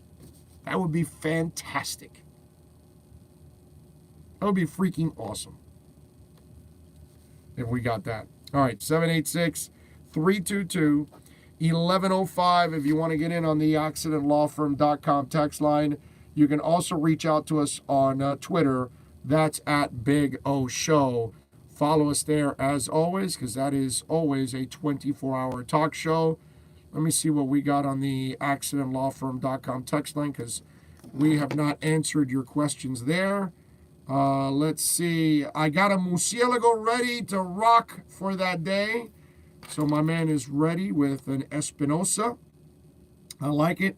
Hell yeah, it will. I love how Greer today in his press conference gave zero indication anything asked, and always mentions everybody on the staff. Oh, you wrote that also in the text. I got you. All right. If the LAC were smart, they would trade their second-round pick to Miami for Josh Rosen. That way, LAC can get a QB. They can draft an OT at 6. This keeps LA from moving up to 3, and we take Jordan at 5. My brother, you were getting kind of creative there, and it's fun, but you cannot take Jordan Love at 5. I like Jordan Love, but I like him at 18. I don't like him at 5. This is like the Brock Osweiler conversation, okay? I know Brock Osweiler did not turn out well. He was terrible, fine, but I liked him in the 3rd round. Don't want to take him in the 1st or the 2nd. I like him as the 3rd round gamble, and it didn't work out. I like Love. 18 overall is fine. 5, no, I don't like that. I don't. I can't when I'm going to pass up on when you can get one of the 4 best tackles in the draft at 5, and those 4 tackles probably are gone by 18, and I pass up on the quarterback. I take the quarterback at 5 instead. I can't do that. I can't do that. Jess in Minneapolis says Bonds Giants reference with the Cove. Nice. Thank you. Appreciate it. I would be happy with Simmons or Wirfs at 5 and Fromm or Eason in the 2nd. I'm with you on Eason. I'm not a Fromm guy. Whatever QB they select, I will be behind. How about you, Big O? Well, brother, I'm behind every selection. Okay? I wasn't a Chad Henne fan. I understood the pick because that where he got picked in the 2nd round was the right place to take the chance on him. Never believed in Henne. But I rooted for him. Good dude. You know what I mean? I'm a Dolphins fan, bro. I got to root for everybody. Even if I know that they suck, even if I don't think Ryan Tannehill can lead me anywhere, I'm still rooting for him to succeed. Doesn't help me to root against him. Can't do that. Can't root against, there have been times that we've had some bad offensive linemen, and we're rooting for them to block. We know they suck, but we're still hoping that they can get it right. Big O just did a mock. Traded up from 26 to 19, gave up a 5th and 2 7ths. I got Wirfs at 5, Chase Son at 18, Herbert at 19, Swift at 39, Niang at 57, Chin at 70, Morgan at 141, Driscoll at 153, and at 173 I got Shaq Quarterman. Shaq can't play 3rd downs, bro. He's not a Dolphin linebacker. You know that, right? There's no way they draft Shaq Quarterman. Okay? He can't cover. No. I root for him. He's a great young man, but he's a 2-down linebacker. That's limitations, man. Limitations. And yes, you're hired. Except for Shaq Quarterman. But that's all right. You did really good early on in the draft, so I'm with you. Big O, no way in hell I'm taking Potato Chip Hip. Potato Chip Hip at 5. I don't care how many picks the Dolphins have after 5. I love the job Greer has done too. But what's his percentages of success after the first round? That's where it counts, baby. There will be mistakes made. I want to plug and play in the first round, not hoping Tua makes it. Not hoping Tua makes it and killing the rest of the draft too risky. That said, I don't trust Greer and the process. So, okay, I got you. So let me ask you something. When you look at the draft, because you said the pick's late, right? I mean, that's kind of what you guys you're talking about, right? The pick's late. Here we go. Let me look at something here to kind of I want to pull this up here and do a little some have a little fun. You know, let's have some fun till our daddy takes our T-Bird away. Okay? So, let's not. Last year's draft is still too early, right? Let's skip last year's draft because it's way too early. Maybe something turns out to Van Ginkel late in the draft. We'll find out. Dieter and Wilkins are the only other picks. You know what I mean? After that, they're 6th and 7th rounders. So we'll see what Isaiah Prince or Chandler Cox, the fullback, is all right, and Myles Gaskins, right? Okay, we got all that. That's last year's draft. Let's wait another year for that. Okay, the year before. Okay, so you hit on Minka, but you don't want to count the first rounder, right? So let's go back for the rest. Gesicki's a second rounder. He made improvements this year. Baker's a third rounder. He did all right. Durham Smythe is a blocking tight end. We'll see where he turns out. Balaj was good his first year, terrible last year. Cornell Armstrong is a sixth rounder. Quinn Pauling and Jason Sanders, the kicker, has turned out to be pretty good.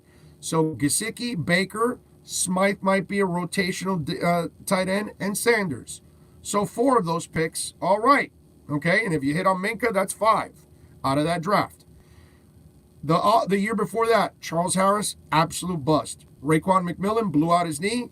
Second year looked lost coming back from that knee. Third year looked much better, right? Was comfortable. They even used him as a pass rusher, and he came through. So McMillan's starting to look better as a second rounder.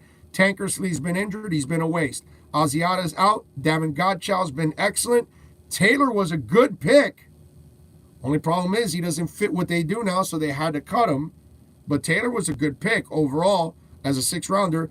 And Isaiah Ford, the 7th rounder, finally came through last year, right? So, hitting on some of those late picks, right? Godchow, Taylor, Ford, Tankersley, no. Asiata, no. And Raekwon McMillan, yes. So, again, 1, 2, 3, 4 of your 7 picks you hit. So, you hit on the majority of your picks, correct? Well, actually, no, you had 8. You had 2 5th rounders. So, you hit on 50%, okay? Year before that, this is where it ends because we can only go for 4 years that he's been in charge of the draft. Okay? Tunsil a hit.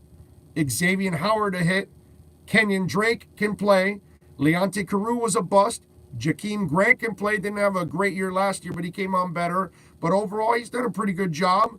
Jordan Lucas a waste. Brandon Doherty a waste. And Thomas Duarte. But you hit on 4 again. You had 8 picks and you hit on 4. So, it's 50%. That's pretty good. The same. So, and by the way, Preston Williams, undrafted, that he found this year, this past year. That one counts too. So, I know, you know what? I can't try. I'm sorry. I can't do that. It's only 1 year. So, we can't count him yet. Nick Needham, can't count him yet. I got to wait. I got to wait another year to count Nick Needham and Preston Williams if they come through with last year's draft. So think about this. Last year's draft had Christian Wilkins, the number 1 pick, and I think he's fine. Dieter is the 3rd round pick. There was no 2nd. And Van Ginkel is the 5th round pick. No 4th, right? I like what I saw of Van Ginkel, but too early. Dieter did not do well last year, but it's only his first year. Wilkins really played well as the year got on, better and better. But then you add Preston Williams and Nick Needham, starts to look a little better, right? So, got to have some patience, man. Things will work out. Things will really work out here for the Miami Dolphins. I really, really believe that. But you got to give them some time, man. And they can hit on guys. You know, that's the one thing that I will say. They can hit on them. All right, 786-322-1105. Big O, Greer better with low picks and UDFAs than top picks are all Jags. No busts, no game changers. Okay, that's what you say. But, I mean, if Laramie Tunsil's your starting left tackle, he's a game changer. If Minkah Fitzpatrick is back there making interceptions, he's a game changer. If Wilkins is playing well, he's a game changer. If Xavier Howard is a shutdown corner, he's a game changer. But Charles Harris again? I don't know what you're talking about, but those are game changers. Are they superstar players? No. No, they're not superstar players, but they're really damn good players. Really damn good players. I'll take them. If he keeps on like that, the Dolphins will have a really good team. But some of you, you know, I know RC in the 305, there's probably nothing that will convince him with Chris Greer. He's always been killing Greer from the get-go. Big O, is there anyone currently on the team you look to make a jump next year? For me, it's Zach Seiler and Adrian Colbert. Seiler I am interested in because he had that one game, and I want to see it. But Preston Williams is the guy that I want to see him come back. And Andrew Van Ginkel, that's the guy that intrigued the crap out of me, man. Because he was injured most of the year, and then towards the end of the year, he started to play more, and he started to show me a little some. And that's why I got to tell you something. When I see Kyle Van Noy, I'm really happy that Andrew Van Ginkel has Kyle Van Noy around him. Because if Van Ginkel's going to play a kind of role, it might be that kind of role. And it just seems like he has those kind of skill sets. So maybe he can learn from that guy. So I would tell you that Andrew Van Ginkel is the guy that one of the guys that I'm really excited about next year as the young guys to say, hey, I want to see what that guy can do. Because he's shown me a little some in the last couple games. I don't know if some of you out there agree with me or disagree with me, but I like what I saw from that kid last year. 420 Fuego says, those picks were okay. Most of those guys are just average to below, to be honest. Greer traded away the best players he picked. So what's the point? Well, he got more picks for them. He traded 2 first-rounders and got 3 first-rounders and a second round in return. So if you end up hitting on several of those picks, you replace those players maybe with more players. If you hit on 3 of those 4, you end up with more than 2, correct? Right? So there you go. King Short says 50% is not bad, bro. No, 50% is excellent. Okay? Excellent. I don't think you understand the draft. 50% is outstanding in the NFL. If you can hit on 50 on a consistent basis, you're doing really good. Okay? That's where I couldn't disagree with you more on that one. Big O, any chance you see them getting DJ Dallas? Yeah, why not? Later in the draft. I love DJ Dallas as a sleeper. I think he's one of those sleepers at running back. I really like him a lot. All righty. I think it is that time, ladies and gentlemen. I have a couple of other things that I want to talk about, but I actually need the sound for it, and I can't play it. So it's unfortunate. A couple other things that I did want to talk about. I could answer your questions. We could do that if you want. You can send in if you have any questions about life, sports, COVID. You know me, I'm a COVID expert. All those kind of things. Maybe I can answer for a couple minutes here. Let's see, what else do we have? I like Garvin. Garvin's a good player. Big O, any chance? Let's see. Proven guys are better than a gamble on unproven rookies. Well, but free agency is a place where you cannot live in free agency because you will overpay. Your definition of hitting on picks is insane. Our record has sucked the last 3 years, so the players we picked have been Jags at best. need to hit big time now. Okay. All right. So I guess every other team just hits on superstars. All right. According to RC in the 305, every other team is drafting superstars in all their drafts. And so Miami is not doing it. NorCal says, I got rolled for 420. Puff, puff, give. That's right. Don't, if you pass, don't get it back. You can't. And remember, on 420, which is Monday, we're going to be at VSS West Pines, 12397 Pembroke Road.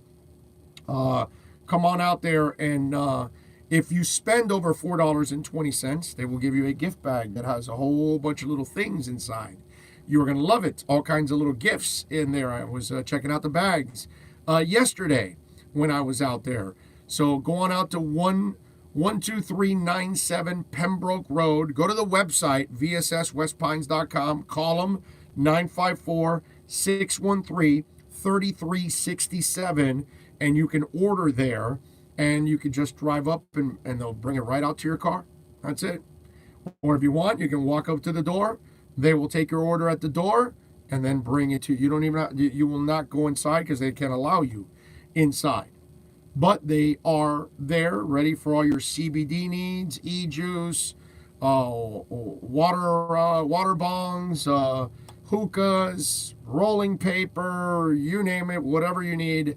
They've got it for you there at VSS West Pines while you are hanging out. 420 Fuego says, solo blunts only, social distancing. Roll for you, not for everybody else, in other words.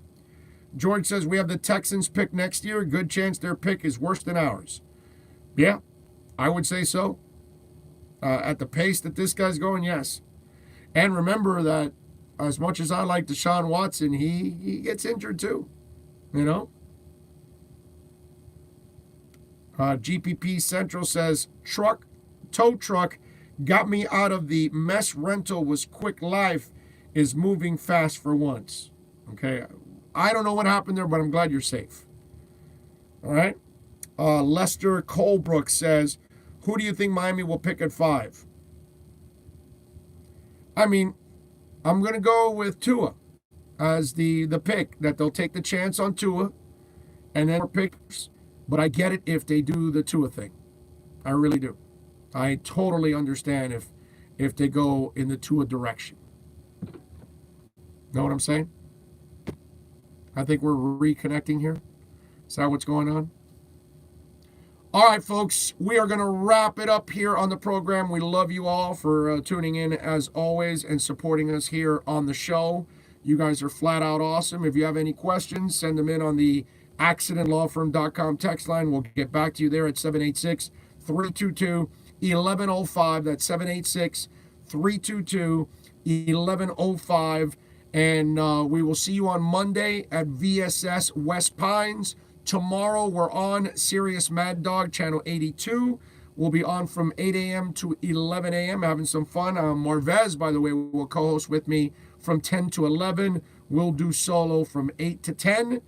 I don't know. Can we do 2 hours by ourselves with commercial breaks? Yeah, well, I think we might be able to handle it. So remember, you can also download a 90-day free trial for SiriusXM if you haven't already. So if you want to catch us tomorrow from 8 to 11, you can do that. And then starting on Monday, man, intense draft shows. The most intense draft shows you will get in South Florida for the next couple of days as we get ready for what I think is going to be an awesome, awesome weekend for us Dolphin fans. We're going to have a lot of good things to talk about, man. It's going to be a lot of fun. I can't wait. As always out there, thank you all. Much love. Stay safe out there. Stay away from folks. Don't join big crowds. And be safe. We'll see you on Monday. Come on by to VSS West Pines and say hi. Would love to meet you, man. I know we can't, hug each other or anything and all that, but we can say hi and even take a social distancing picture, which would be kind of funny, right? Anyway, I'll see you guys on Monday. We'll be rocking and rolling. Remember, at 11:20 in the morning, we will go live, okay, on Monday. You all be good out there.